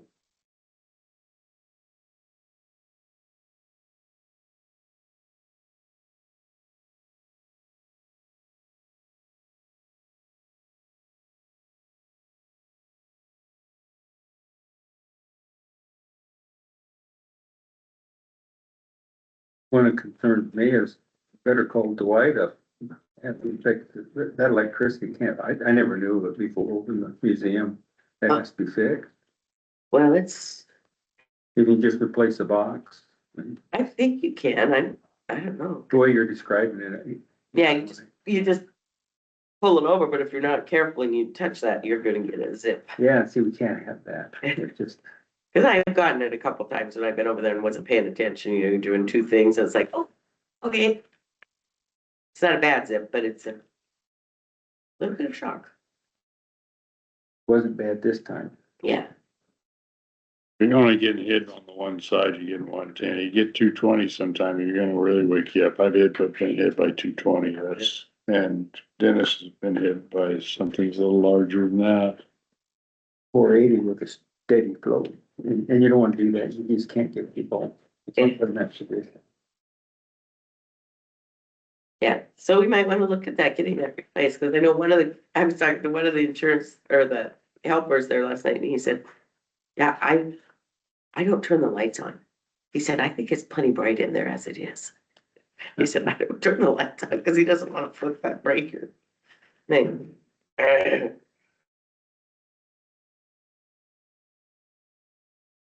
So I don't know what you want me to do on these, but, I can make those two adjustments, you think, if on Todd's thing. You know, take the old tires, storage shed off, add the new Connex, I'll get the details from him. For 6,900 and 35,000 contents, and then the shop, 250,000 contents. But I don't know on these other buildings what you're gonna. I don't know.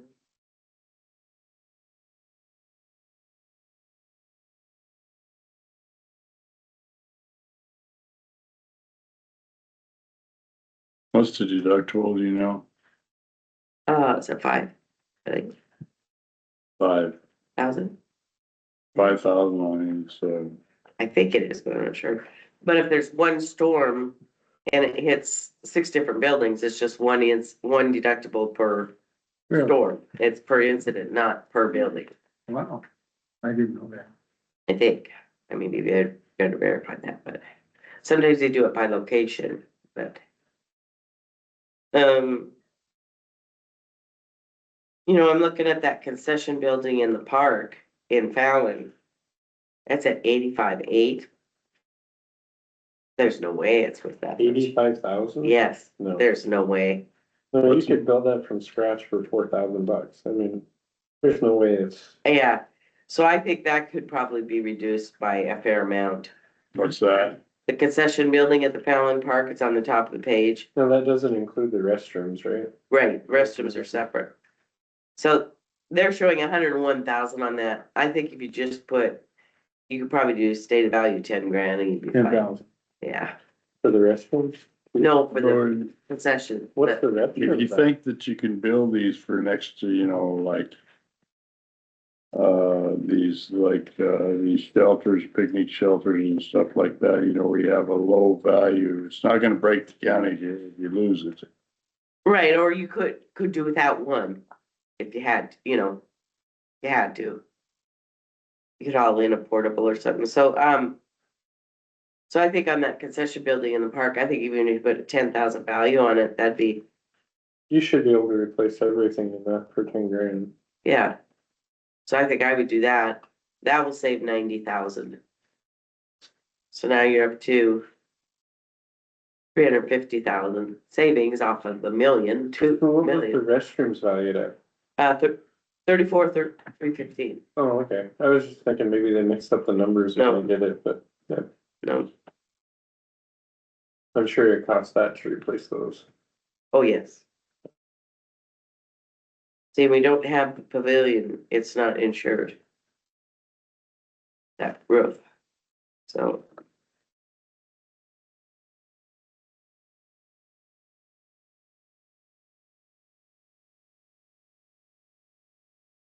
So other than that, I really don't know where you're going to, I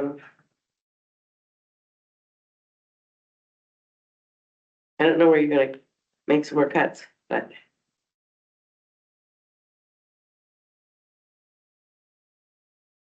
But you take the 25 values and put them right alongside the 26 and you can see how far they went up. Pretty good hike. Is that just because the cost of material has gone up so Yep. much? Inflation's taking it there.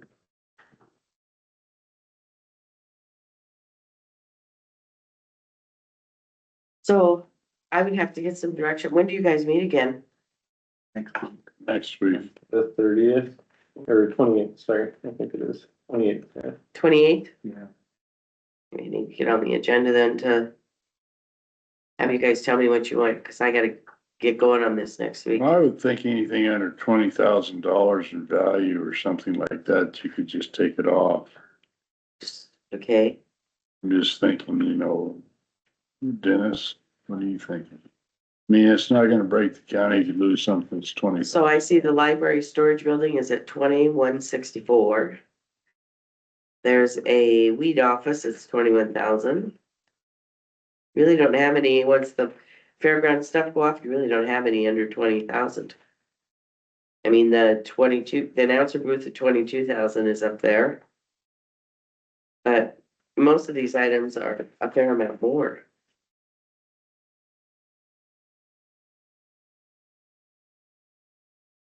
That wouldn't save you a lot of money then, would it? No,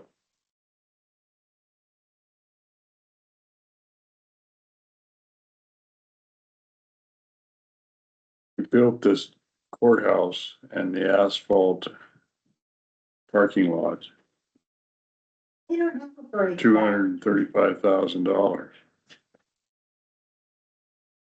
and now it's at 1 million. Yeah. Well, contents are 183,000 of that, and then 27.5 too. Actually, 1.7 million is what is just the building.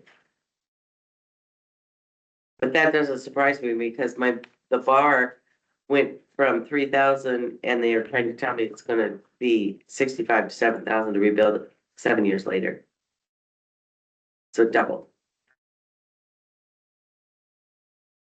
So, It doesn't, they really don't have a breakdown on premium. oh, property and liability, 96,000. 68 was property, 68,000, and 27 was liability. So if 68,000 is your property and it's gone up $1 million, you know that it's gonna go, The premium's gonna double. well, not double, but it went up 10%, so that's gonna be almost $7,000 right there, plus if they have any increases, could be another. 7. Well, who knows, yeah. So maybe I should leave that in your thinking pattern. Did we sign one of these for you? Aside from the- No, I was gonna bring that, you can do it if you want today, $50. or I can, bring it. Where you I start? think I'm gonna come next. You said the 22nd, 28th. 28th, I'm just getting Should be the started looking at the numbers. 22nd will be tomorrow. Oh, yeah. Yeah, it's gotta be the County 20th, like unless you guys this. have a weird date next week, but Kinda, I don't know. I should double check. We talked about this, but we evidently didn't sign it. The. Yes, it'll be next week, Wednesday on the 28th. Okay, Technicality. well, I will, Let me add you to the agenda. Are you gonna stop and ask to be put on the agenda? I can unless you can add it, I think I can put it up there. okay? Can you just, But are we okay to make those adjustments on the road department? Those, that adding the contents to the new shop and 10,000 contents to the Connex, building and then taking off the coverage on the old Cold tires storage, okay. I will do that. I think that concession building in Fallon, I think you could put that stated value 10,000. That's the one you pull around. Yeah, I'm gonna just highlight it that you're gonna come back because they just copy and pasted the old. And put updated today. and then I don't know, The fairgrounds. you wanna discuss more on the fairgrounds to see if you could, like, one of those buildings, the close-up concession stand. Cause that has that, extended roof on it. You know, it's got the cement. Overhang. Yeah, it's got that extended roof over it, so I'm sure that's why it's more. But that's almost 72,000.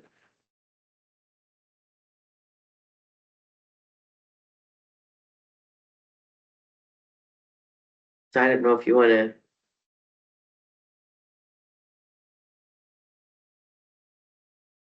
What you wanna do? For something like that one where it's so much more, and the other one is the 4-H one at almost 60,000. Maybe you do wanna put a $10,000 or something stated value, so if it is totally wrecked, at least you got a little pot to start with. That's something kitty to start with. Yes.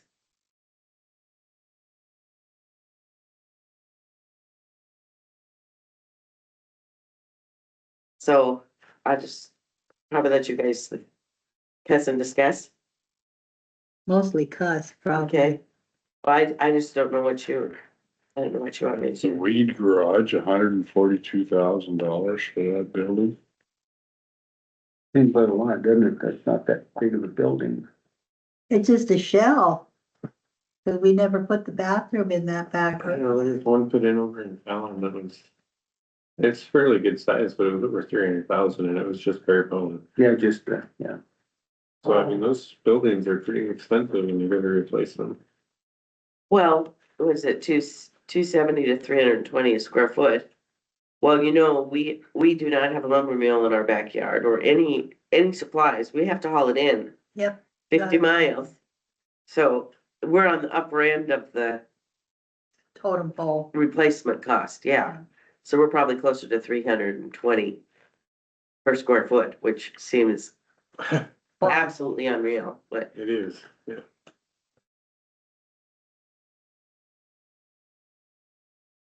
so.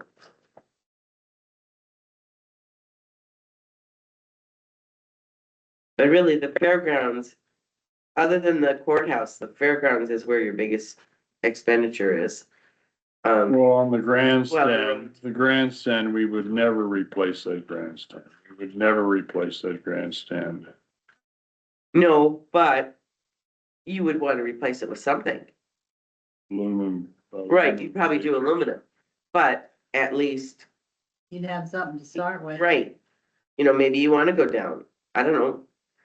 Have to do some research on what an aluminum one would cost. And see, is it like 600,000? Well, then do stated value 600,000. I don't know. Isn't that what Baker put in, replaced theirs? I don't know, Weibo has that. I think a roof is very, very nice, very essential. Speaking from somebody who melts when they get in the heat, Or turns red? yeah. I would probably not be going to events if it wasn't under the You shade. sunburn with a 40-watt light bulb. Right, Yes. yeah, Turn the flashlight on, it's too bright. so, you know, and I don't know if, you know, a contractor that could kind of give you an estimate on some of these things, so you had an idea, I don't know. But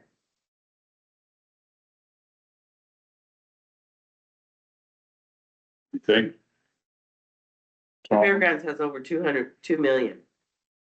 With, even without those other two, the 263,000 off. They've got over 2 million at the fairgrounds. Then your next biggest one is the road department. I mean, besides the courthouse. The courthouse, the fairgrounds, and then the road department.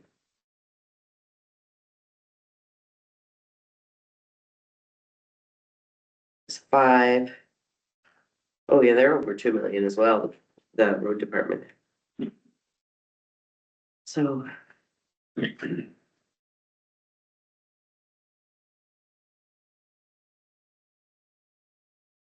Those are my suggestions. Take them however you wanna do, whatever you wanna do with them.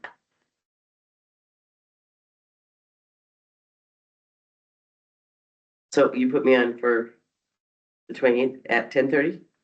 Or, I believe it was. Now I gotta look. okay, 10:30, yeah. okay, I highlighted it, so they hopefully will see that I put it on. I can stop it. You don't need to, it's on there, it's highlighted, so.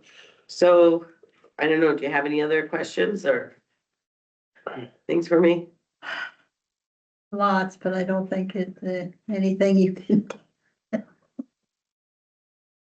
I was pretty relieved to see that, that they would give you a full stated value for something. Yeah, I was impressed when I read that. Because that's not normally the way it goes. If you have it insured for half, then you pay half the damages and less the deductible too, so you know, so that's, but she said because What's our deductible on stuff? my autos are 2,500. I thought the buildings were 5, but I'll have to look it up. 500, No, 5,000, 5,000? I'm thinking, but I'll have to look it up, I'm not sure. Autos are 2,500. Yeah, that went up a Mhm. few years back. Yes, because they had so many claims, so they just put them flat 2,500. And I don't remember what it is on the buildings. I can find out, let you know. Probably tomorrow. Going home. As soon as I'm done here. Not feeling well? Yeah. Just a cold. Prescription and go home. I got meds. I'm doing that. So. If you've got questions, I guess just email me them and, Write them down and bring them next week. right. Then we'll Well, make, basically, with insurances, you've been around, Mako's a pretty good deal when it comes to insurance. well, they have, when they have their own pool, they really are able to, navigate some roads that nobody else would. You know, per se, the museum, you know, that electrical box. Yeah, Most any other insurance company is not even gonna touch that building with that kind of you walk electrical. in and look at that and turn around and walk Yep, they out. said, nope, we're not doing it. We're not doing it. It's too high risk. So, but Mako has more flexibility with that. And the thing with the, doing a stated value and paying damages up to the stated value. That's a pretty sweet deal. Good draw. Yeah, that's a really good deal. And I know your auto is less than if you went to regular auto insurance with someone else. So. That's what I know. Thank you. Delight. I'll see you next week. Sounds good. Thanks, Caroline. Hope you get better. Yeah, oh yeah. Okay. Are you going to the clerk in office? But I can. Did I have some DocuSigns to sign? You have this.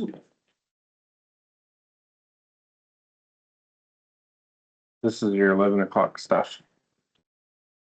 Here, Christine, I'll take it over. You must That's be the love. scary. Part of it, I guess.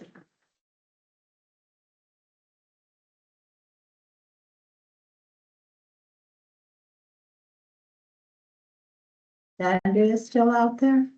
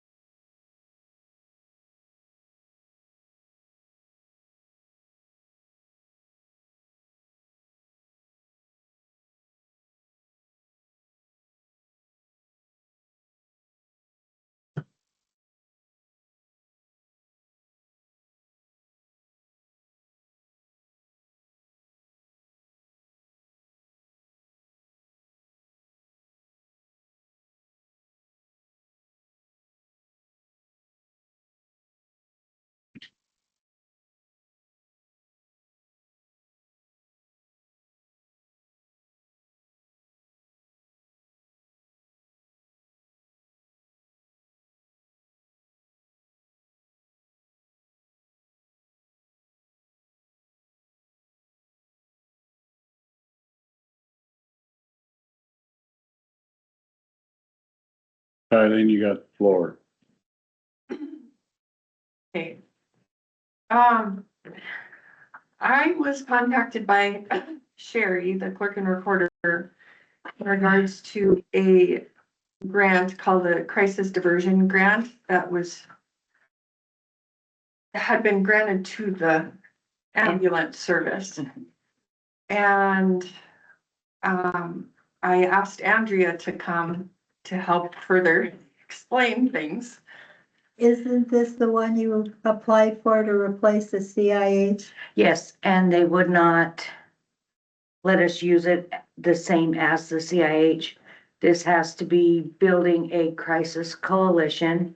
There has to be one person on point to have meetings and, Be in charge. yes, do all this outreach and, Not like you need another job. Exactly. well, and that's why I feel that we need to turn it back. I've been telling them that for 6 months, better than 6 months. Because I don't have the time for it. I don't have anybody on my crew that has the time. Lack of personnel. Yes, That'll be the issue no matter what, as far as how I've looked at this. Because the purpose of a crisis diversion is to have probably a crisis diversion team. We can develop a coalition of people to have meetings and have ideas. But if we don't turn those meetings into action, the people who need it won't get help. Yep. And that's the issue here, is when it comes to mental health crises or any crises for that matter, they don't happen usually on a Tuesday afternoon at 2 p.m. They usually happen on a Thursday night at 10:30 or a Saturday at 3 in the morning or Sunday at 6 in the morning. So you're asking to have a group of people available that have to be trained to then be available 24/7. So let's say we were to, magically have Six people. other people. You'd have to have at least 9 people, because you'd have, if you had a team of 3, let's say you had a team of 3. At 24/7, you have to have people 3 available shifts. to rotate shifts. Mhm. And I don't see that we have the people available to do that. Plus, when you look at this grant, it's a tremendous amount of tracking and documenting Paperwork. and it is, Bureaucracy. which it should be. It is a lot of money, even though they're paring it down. It's still a lot of money that someone has to be able to track. You have to have someone who's willing to schedule meetings, post the meetings, do the agenda, do the minutes, get everybody together, keep people motivated, arrange trainings. So you have to have a person that's at least half-time. That's what this says. They have to be at least part-time. And Andrea had people in Wolf Point where that's their job. They have a full-time person. They And have- granted, that's Wolf Point, but Also got the reservation. yes. yes.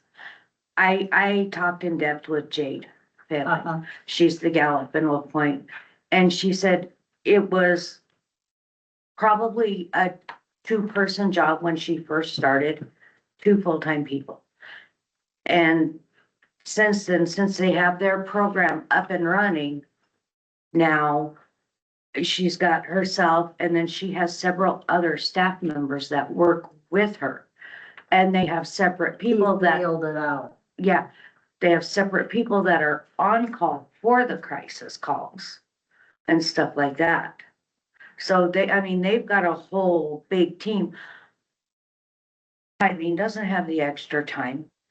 I don't have the extra time. This is not what I wrote the grant for. Right. I remember being in the meeting with her, Megan, Bert, me, and we were discussing this with this Violet Bolstridge, and I remember Andrea specifically saying, we're wanting to get reimbursed for those calls that we go out on that involve a mental health crisis. that we don't get reimbursed for through insurance, because they don't reimburse you for that kind of thing. And I was like, oh yeah, that makes sense. And Violet, not once did she say, no, that's not what this grant is for. So she was under the impression that it thought it was what That this was was how gonna it was be. explained to us. Yes, and looking through this, I can tell you that is not what, That's not what That it is is. not what they're allowing. So I have not used any of it. I have not sent in, we have not used it. correct. You kept documentation of what you have done? We haven't done They anything. haven't done anything. Have you got some documentation stating that? Blank. It's plenty, you haven't spent any money. They're, No. yeah, they have the budget report. Yeah. They've given, I've seen their I budget have report. It's zero. Reimbursement, Yeah, it's a reimbursement grant. it's reimbursement. But it's also a matching We grant. never put in a claim. Nope, we didn't put in a single claim. I talked to this Amy Fantozzi. I had multiple meetings with her starting spring of last year and telling her, look, I had people, I have lost people now. I don't have the extra people to put on this. There's no way we can use this. We'd like to, discuss turning it back and you can reallocate it to places Somebody that can use it. have. Oh, they wanted to keep trying and they wanted to keep trying. Well, You tried out. So how about a motion that says we deny the grant that we put together a crisis coalition? I'll make that motion. I'll second it. There's a motion and a second. Any more discussion? Seeing none, all in favor, say aye. Aye. So you just get a hold of those in Do you need a command. letter or you something? guys you'll have to sign off on it, Todd. We'll have her send the paperwork and you'll have to Okay. sign it. You've talked to them already. Sherry and I had a meeting with Violet last week before last. Okay. And Our next meetings is next week, the 28th. perfect, we'll get on it and get her to, Well, thank you for trying. Well, it sounds like someplace in a bigger community or something. If you have the people to do it, it's a very needed thing here. It's not that it's not needed. It's just, this Capability. is what irritates citizens and voters is here comes a grant and it's gonna help people. And then we get people together that have meetings and they have ideas.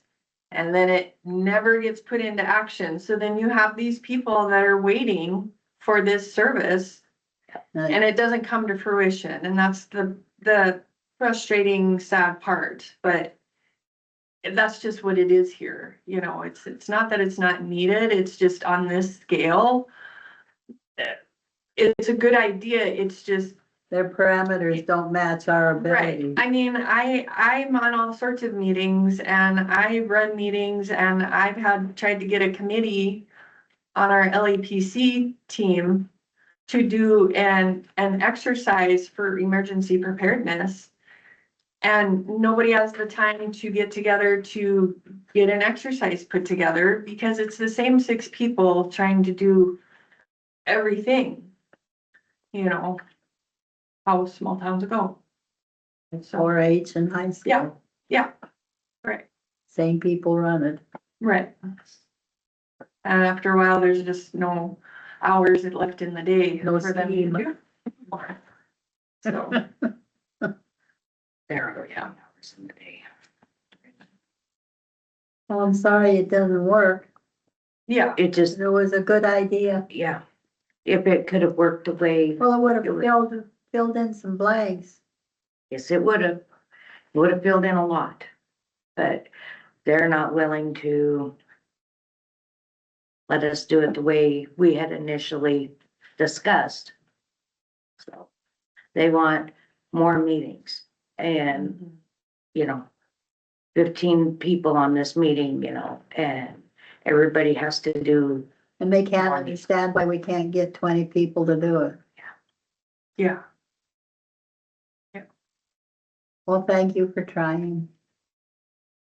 absolutely All right, thank you. Okay, How's everything else going? busier and busier and busier. It's Eileen. Yep. So, yeah, we've been very busy since, we've already had 13 calls since the beginning of the month. Yeah, I see him buzzing on my phone quite a bit. Yeah, I bet you do. 13 calls, that's not even one a day. Just okay. Harry, you ready to Maybe get Harry those wants put to on ride your along. phone? Let me donate this for a few days. I'm gonna give you a warning. She's in the same class as my daughter. That's okay. If she can't take a little, she can't give a little, so. Oh. Yeah, she'll give it back. Yeah, it's been busy. It's been good, but it's been busy, so. How about the cots? Did you ever get rid of them? We got rid of the one, the hospital may take one. And then we'll keep one for training, so, You'll utilize them, I guess. yeah. I think the hospital is gonna probably, hopefully purchase it. I Cause, would think so. yeah, they'll, You can give them. they've got new mannequins that, for training and stuff. And they need somewhere to put them, you know? So, Need to revamp their storage area. Instead of quit throwing things down the hole. yeah. Yes, so, anyway, Good. I'm gonna go to lunch now. 'Cause I've been going since 5 and I'm hungry. Guys, have a good day. See ya. Thanks, Andrea. Oh, let's see what else we've got here.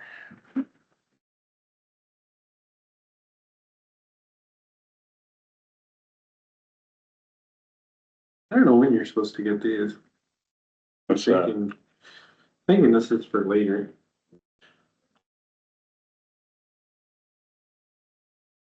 But now's as good a time to review it, I'm guessing.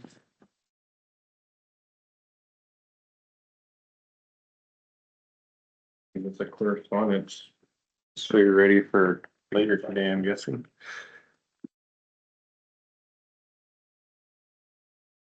Oh, this is 1 o'clock or whatever. Yeah, so it'd be good to read through it if you want to.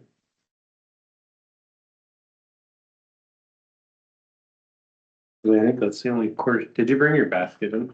And I emptied it and took it back and put it back in the cupboard. Then you're on it.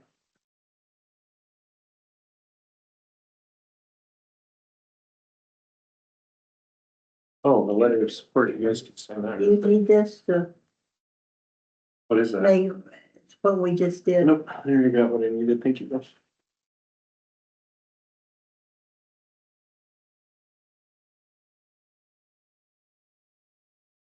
So when I wrote this letter of support, I called and spoke with, Russell Swartz to make sure that I got the information they wanted on it. The border to border. Yeah, so before you sign it, can you guys just read it real quick, make sure I didn't do anything stupid, like misspell something or?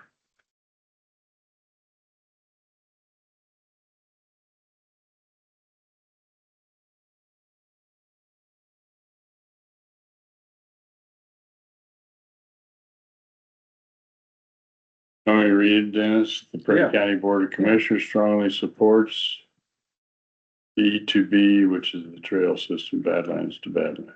Trail system of Prairie County. The program is designed to support ADA access, sales, trail signage, safety and restrooms through the TSP Trail Grant Phase 2 for the B2B trial system of Prairie County.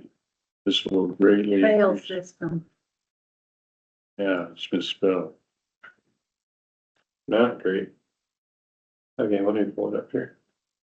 See, that's why you need to read it. Trial. Thought it was a trial, like it was. Well, it says TRAIL. Isn't that trail? Trail signage. TRAIL, yes. Oh, Trail. the other spot is the wrong spot. Okay. There's 2 spots. I had it right in one spot and wrong in another spot. Okay. Anything The else? effort to support Prairie County trails is a consolidated existing system, consolidate existing systems and communicating that to the public. The efforts of the Prairie County Trails is to consolidate existing systems and communicating that to the public. Okay.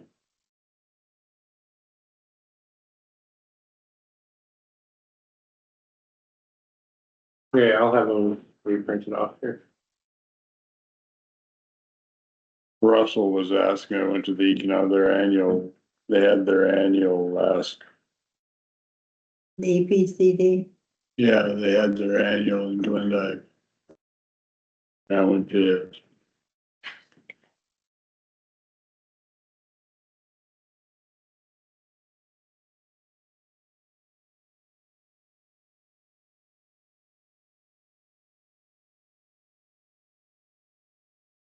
what do you think, What's that? Russell?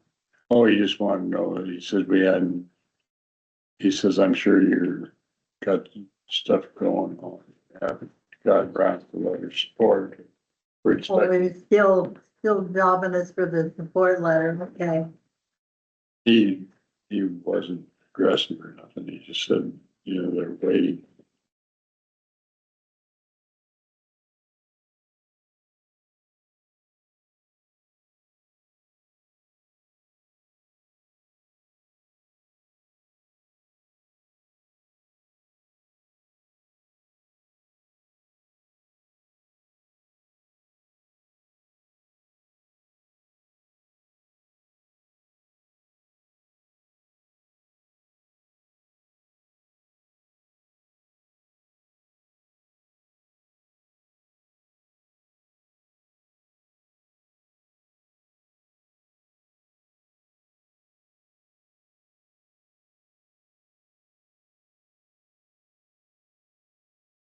I gotta take a walk.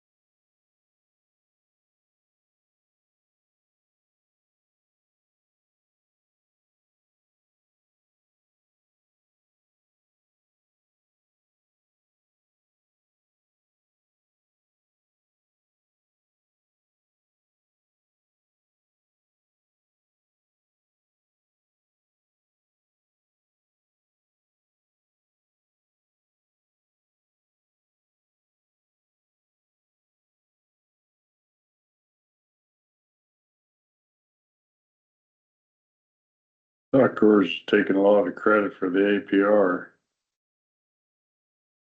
Stock growers are. We went in there and talked to the secretary's office on the 4th of December. And on the 9th of December, they jerked the lease. We gave them directions on how to do it, handed to the secretary. So Montana Natural Resources Coalition did a, They're gonna reprint it when they have a minute and I'll give it back to you to sign. You know, dyslexic is a terrible thing, and I do blame switching A and I around as a dyslexic thing. Normally, it's caught by the program. No, when I do things on my computer at home, it'll fill in the blank. Even if I've done it right, it'll change it. And you gotta go back and, My phone is that way when you type, and it's really yeah, frustrating. my phone's that way too. Because I'll send a text message and I'm rereading it going, oh, I should have read this before I sent it because it switched a word to something else, totally different. Totally different. Yeah, you gotta do that because I've done the same thing. Send it and then look at it. That's not what cause I read it. So you guys also have on the agenda currently public comment discussion, procedures, etc., and correspondence. I don't know if you guys had something else you needed to discuss. what they're trying to do, and I don't know if it's gonna work or not, but what they're trying to do is each topic that we have on our agenda, they want us to have time for public comment on that specific agenda. Oh, Which okay, is so that's additional. about what's there right now, not specifically the procedures for public comment. It's just an opportunity for someone to comment. Right. Okay, I gotcha. And they thought it would be good having where you have the broad spectrum of discussion and our public comments of 9 and 3. They wanted to have thought we should have public comment on every issue. Which you guys have always allowed somebody to say something if they want. Did you get that thing from Jeff Keys just now? So, I going through emails. Oh, wait a minute, might have been, no, it was.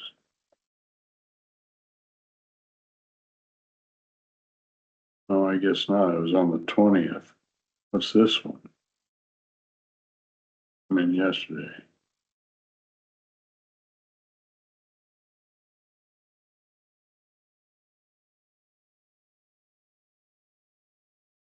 You had was CC'd you yesterday.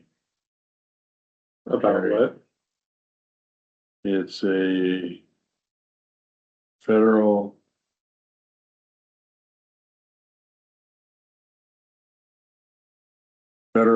lands highway design standards. It's 2 pages, the CC to you Yesterday, yesterday.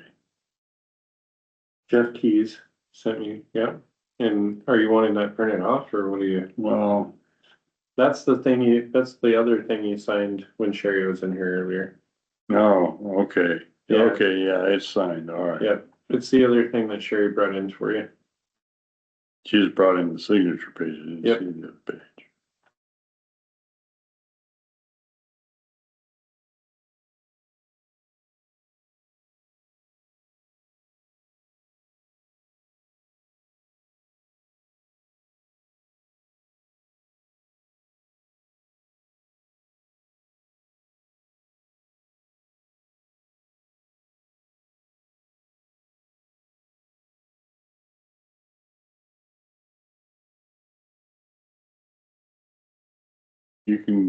I'll scoot up.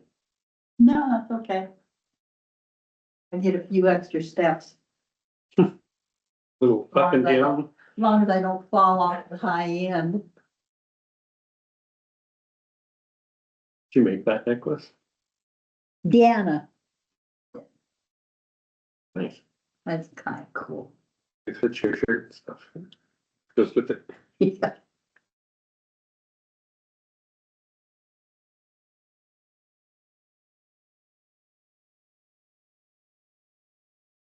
What do we got at 11:30?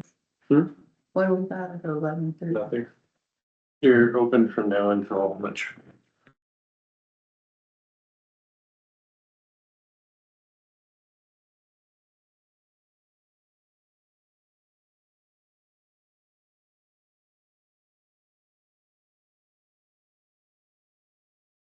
Hey, It is. Do you mind if I read? I'm hacking and coughing, No, go ahead. spitting and sputtering.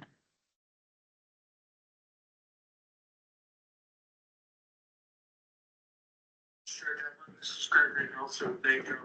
Hope you're doing well. Wanted to reach out to see if we could potentially, come up to you in mid-March to spend a day with you filming for the Coke 101 video.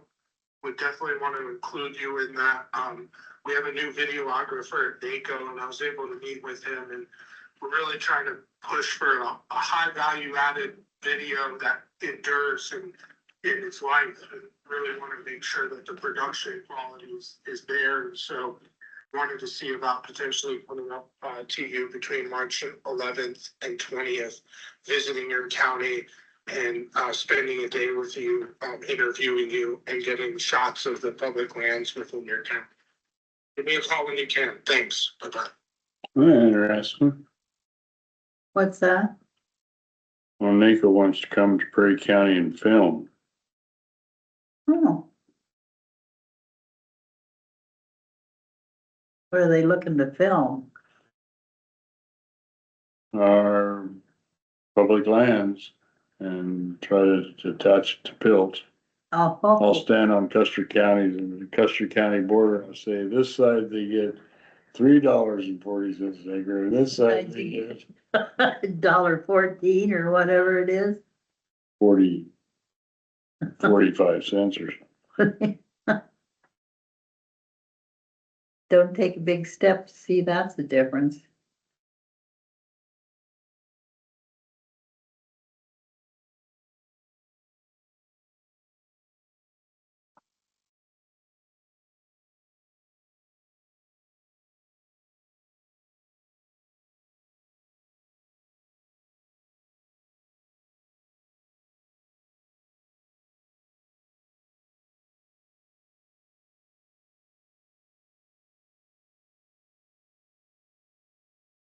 Rita get over her cold, Dennis?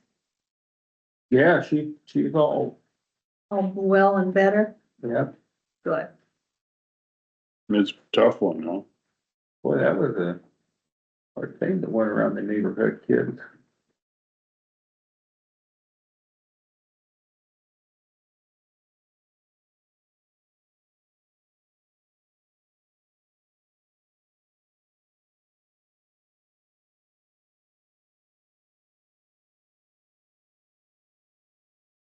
We get out of that bed and let me take the hospital. She said she can be fine. I told her, well, I'm just gonna spend the inheritance and the insurance money, then I'm gonna have fun.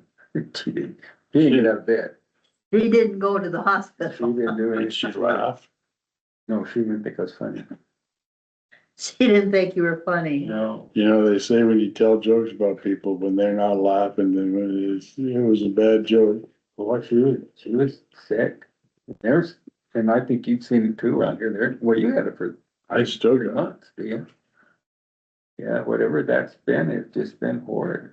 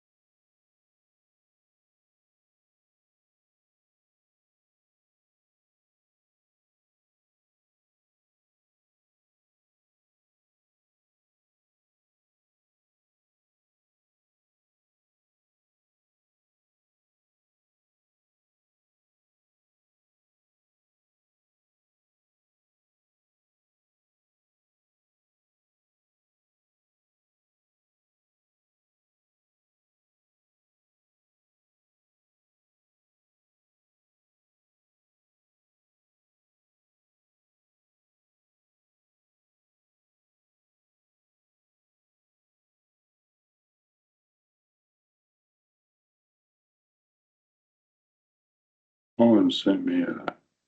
Mhm. Oh, somebody sent me a.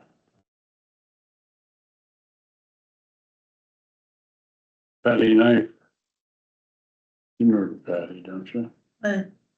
Clifford's, Or it'd be, I think, first cousin. okay. Patty is Billing. She's Oh. Leo Billing's sister. Leo's sister. She's dead now, but I got this video.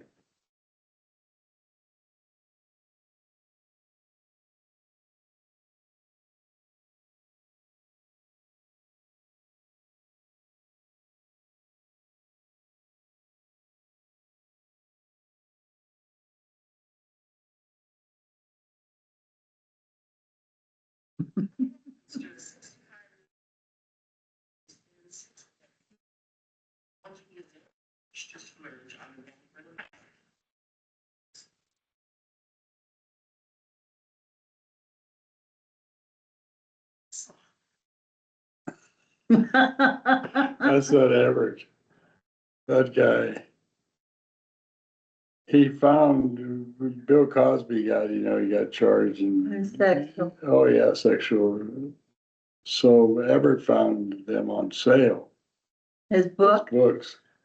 They're like 50 cents a piece. They were nothing, I know. So he bought them all. He gives them his wedding gifts. Oh, Oh, no. why wouldn't you? What a character.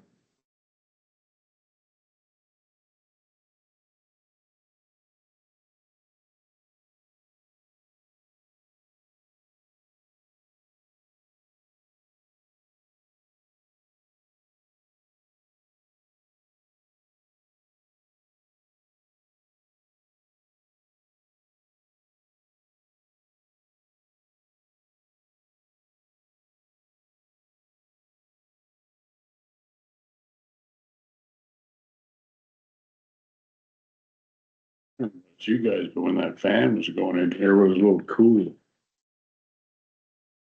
It stirred the air.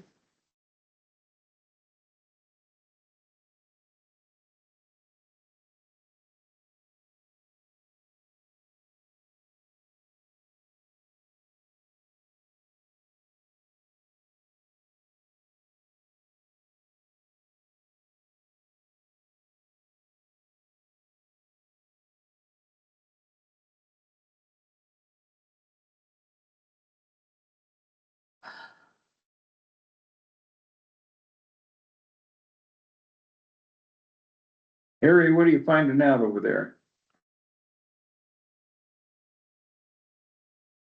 I don't know, I'm still reading through, what the person replied to you, but.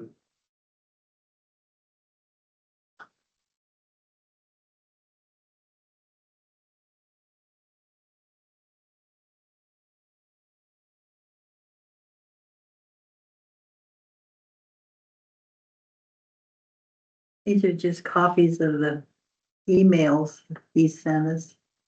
Yeah.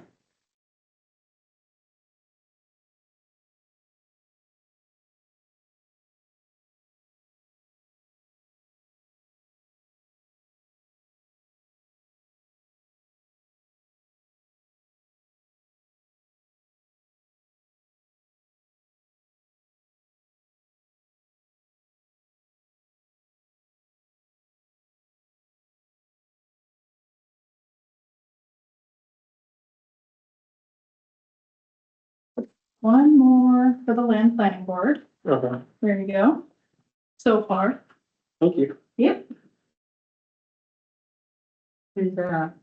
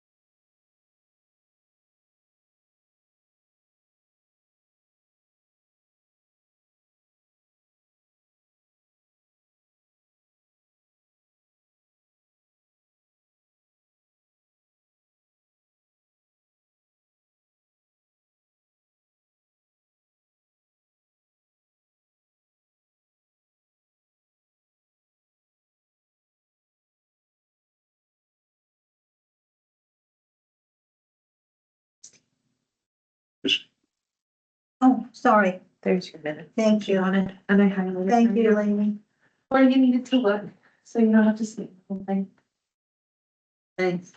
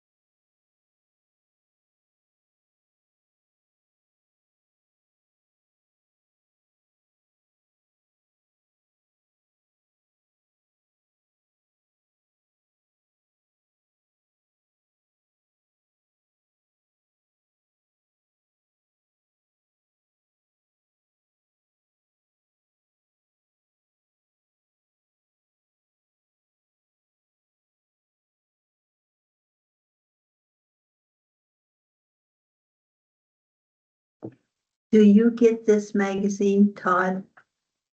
Yes, It's Rural Montana. there's something in there. Yeah, their question, Anything new or needed to know or? Oh, yeah, you need to know it all. I'm quite serious. You should read through the whole thing. Well, they asked him about, it's this page, asked him about the, whether they thought the commissioners or who was in charge of OKN data centers. You read that, Dennis? what's that? The rural Montana on the question on the Dena. I haven't seen the new one. How old is that? I That's just brand new. got it in the last couple of weeks. Where's, what page? Right there, that one, that ask a manager. My question is, who would decide the data center could be built in a certain area? I seem fairly confident that my co-op makes decisions that are best for its members. But would my co-op have the final say on whether a data center would be built in the co-op's area? Is there an answer? I'd like, Couple paragraphs there from each manager answers what they thought. That was the question that was proposed to all three elected of them. community leaders such as the county commissioners to be the ones determining whether the proposed data center is in the best interest of the community. In most jurisdictions, subdivisions and zoning regulations already require large data centers to obtain approval from the county commission. This ensures that the ultimate decision and vetting process occur in a transparent public forum such as the county commission meetings. As a cooperative, we have an obligation to serve, but the cooperative management board also have the responsibility to ensure that our member owners are not adversely impacted by the addition of a large data center. Any new data center must pay 100% of the cost required to serve it, including all necessary infrastructure upgrades. It is also essential to determine where the energy needed to support the data center will come from. If the co-op purchases power from a generation transmission provider, we must verify that the G&T generation and transmission has adequate generation capacity available. If not, additional generation resources will be required. Many G&T providers are now requiring cash deposits or letters of credit to ensure they are not left with stranded assets should be a large load such as a data center, reduce or terminate service permanently, prematurely.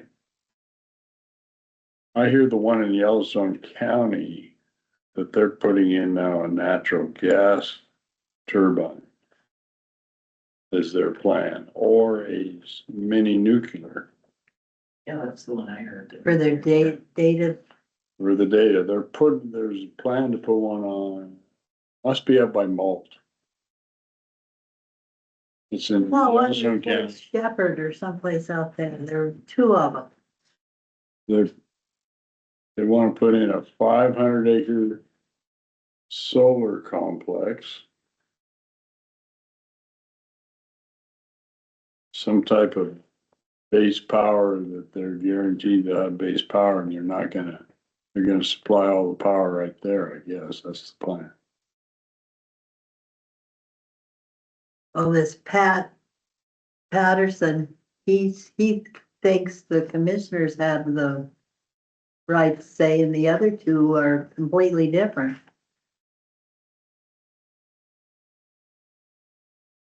They say it's up to the electrical company. They have an obligation to provide service.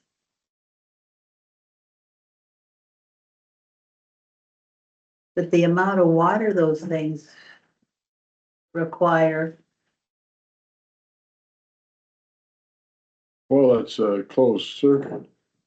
They use water, but they heat the water. So the question is, Montana Fish, Wildlife and Parks should be the ones to be concerned.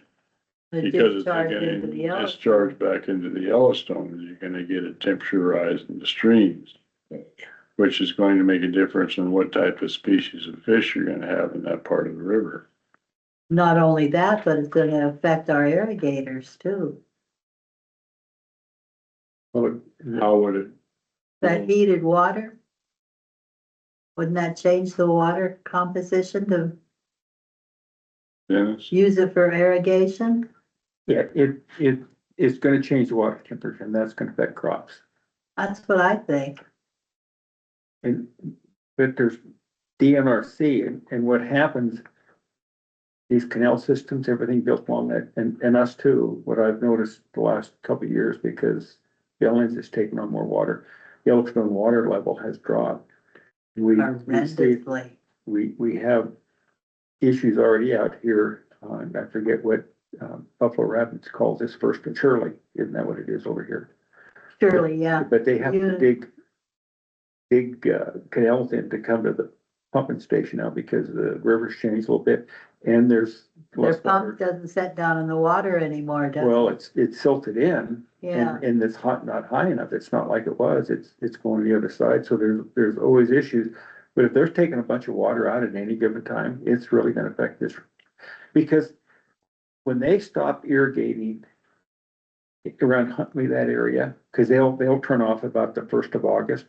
And this river in a normal year will raise anywhere from 8 inches to 1.5 feet, depends upon how many shut off at one time. yeah. So there's always a variance, and these data centers, you know, they're closed systems, but they're still gonna take water in and they're gonna spit water out. That's not closed system in my mind if they're taking it out and putting it back in. Well, I've read a little bit about them, but It's a totally different way of how we've thought of using water. We're thinking of using water and then having it going. Sooner or later, it gets back to the Yellowstone, but it might be 100 years. Yeah. Well, most of these fields just go out, look at Choates or any of their excess that comes down their canals. There's always spots that it goes back into the Yellowstone. It goes back in as it comes by. What do they call, Yep, there's a name for it. what is it? Well, there's one right out here. On Hoagland Avenue, Yeah, there's one right out here that goes back. Is Haley? What? it secondary? I don't know. When we had that When you place have at Prairie, we prison. had the canal on either side of us and that's what there was discharged. Used irrigation water. You might be right on the tailings. I don't remember what they call that, but it's just excess water that comes down that, And it goes back into the river. yeah. So temperature of water would dramatically affect your crops? It depends on what crops you have in, but it will affect it. Yeah. Big time, It would be negative or positive? negative. It depends upon the crop, but I think generally it would be a negative because when you're growing corn and it's already in the heat stress, of course it needs heat, but once you start getting past that 100, it shuts down. And if you're bringing water and you're irrigating with and putting that on there is going to be an adverse effect. To what degree, I have no idea, but there will be an adverse, because I can see it on our corn crops. It'll cook it. When you're over 100, it virtually stops growing, but you get in that 85 to 100 range and you, like they say, you can watch corn grow. You can hear it creasing. You can hear it. Now, using a pond system, would that make a difference or would they be able to cool their machinery down using something like that? Do a cold strip? I don't know anything Well, about they got huge catch ponds. catch ponds there that they pump water from they just keep those ponds full and then they circulate those through the generators. Cool. They come out of the mine? The water come out of the mine or is it groundwater? It's Yellowstone. Oh, There's 30-inch pipelines, I think, up there. really? Oh, yeah, pump it all the way to Yellowstone. I'll be darned. Yeah, That's quite a ways. yeah, 20, 30 miles, I don't know, but it's a Right. long it's way. over 20 miles. But it goes to the Rosebud mine? It goes right to the plant, the generation. Ah, It's cooling for the generators. well, the data center could pump it into a pond and use a closed system that way. Would it generate enough cool water to cool their machinery I down? don't think they can use a closed system in it. The data center I was around over in Oregon, right on the Columbia River, they had to pull directly out of the river because the water would not stay cool enough. So they didn't have a like a separate water system in order to cool. They pulled directly out of the river, cooled the system. The water just didn't. And they discharged hot water back into the river. Mhm. I ain't for that at all. Thank you very much. That's Okay, going to agree be with the the biggest business. issue is I think the temperature of the water. Yeah, Back into the Yellowstone River. I would think Montana Fish Wildlife Park should be all over that. You would think so, because when I was on the conservation district and when anybody wanted to make any disturbance to anything, tributaries coming into Yellowstone. They had, Well, not only that, but DEQ, shouldn't they be on it? if it's sewage or stuff like that, like we're dumping in off these settling ponds, yeah, they Yeah. have something, but I don't know what.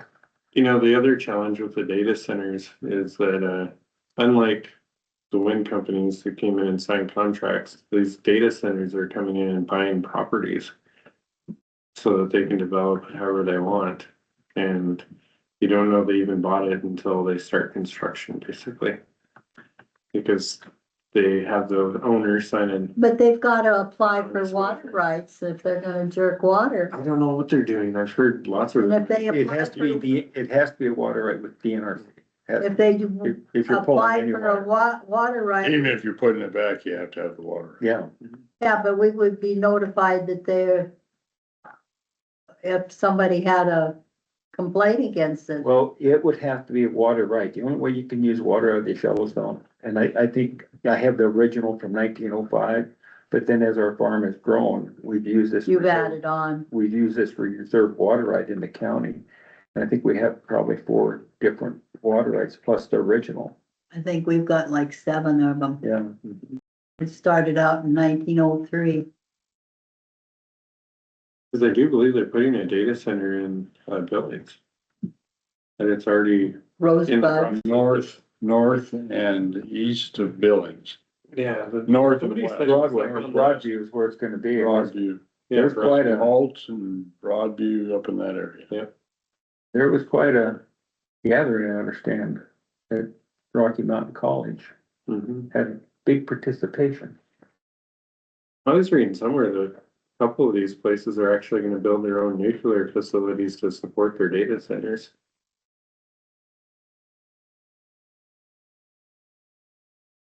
Nuclear energy, that is. And many nuclear plants are about the size of a, suitcase, briefcase, no, they're bigger than that. bigger than a small trunk. But they're not like the ones you see in Japan with giant stacks and stuff. Sign. Yeah, you guys need to I sign it. think they corrected the misspelling.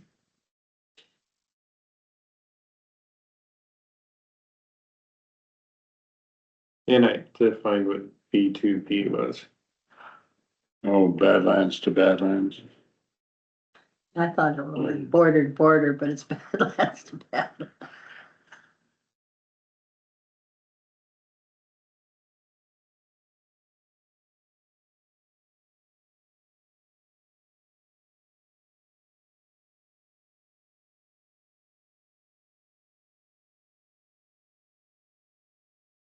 I just wanna look that over and see what you think. Letter of support for the trail system.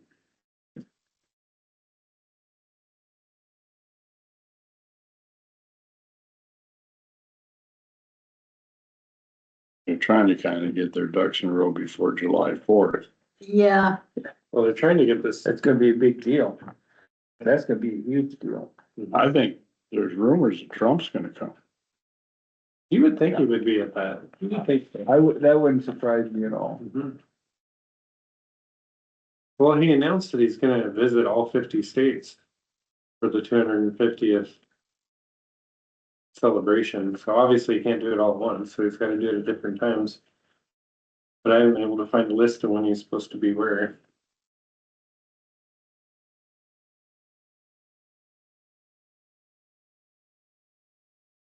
Could just do touch and go here. Yeah, pretty much. Not even put the front wheel down and pour the power to Air Force One. I guess I didn't hear that he was gonna hit all 50 states or. I hadn't heard it either. Thank you.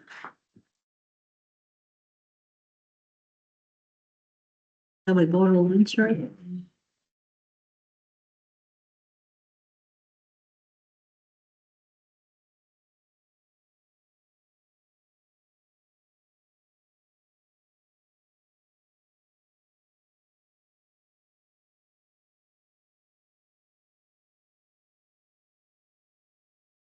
Don't know if he's coming to lunch with us or not. He just walked out.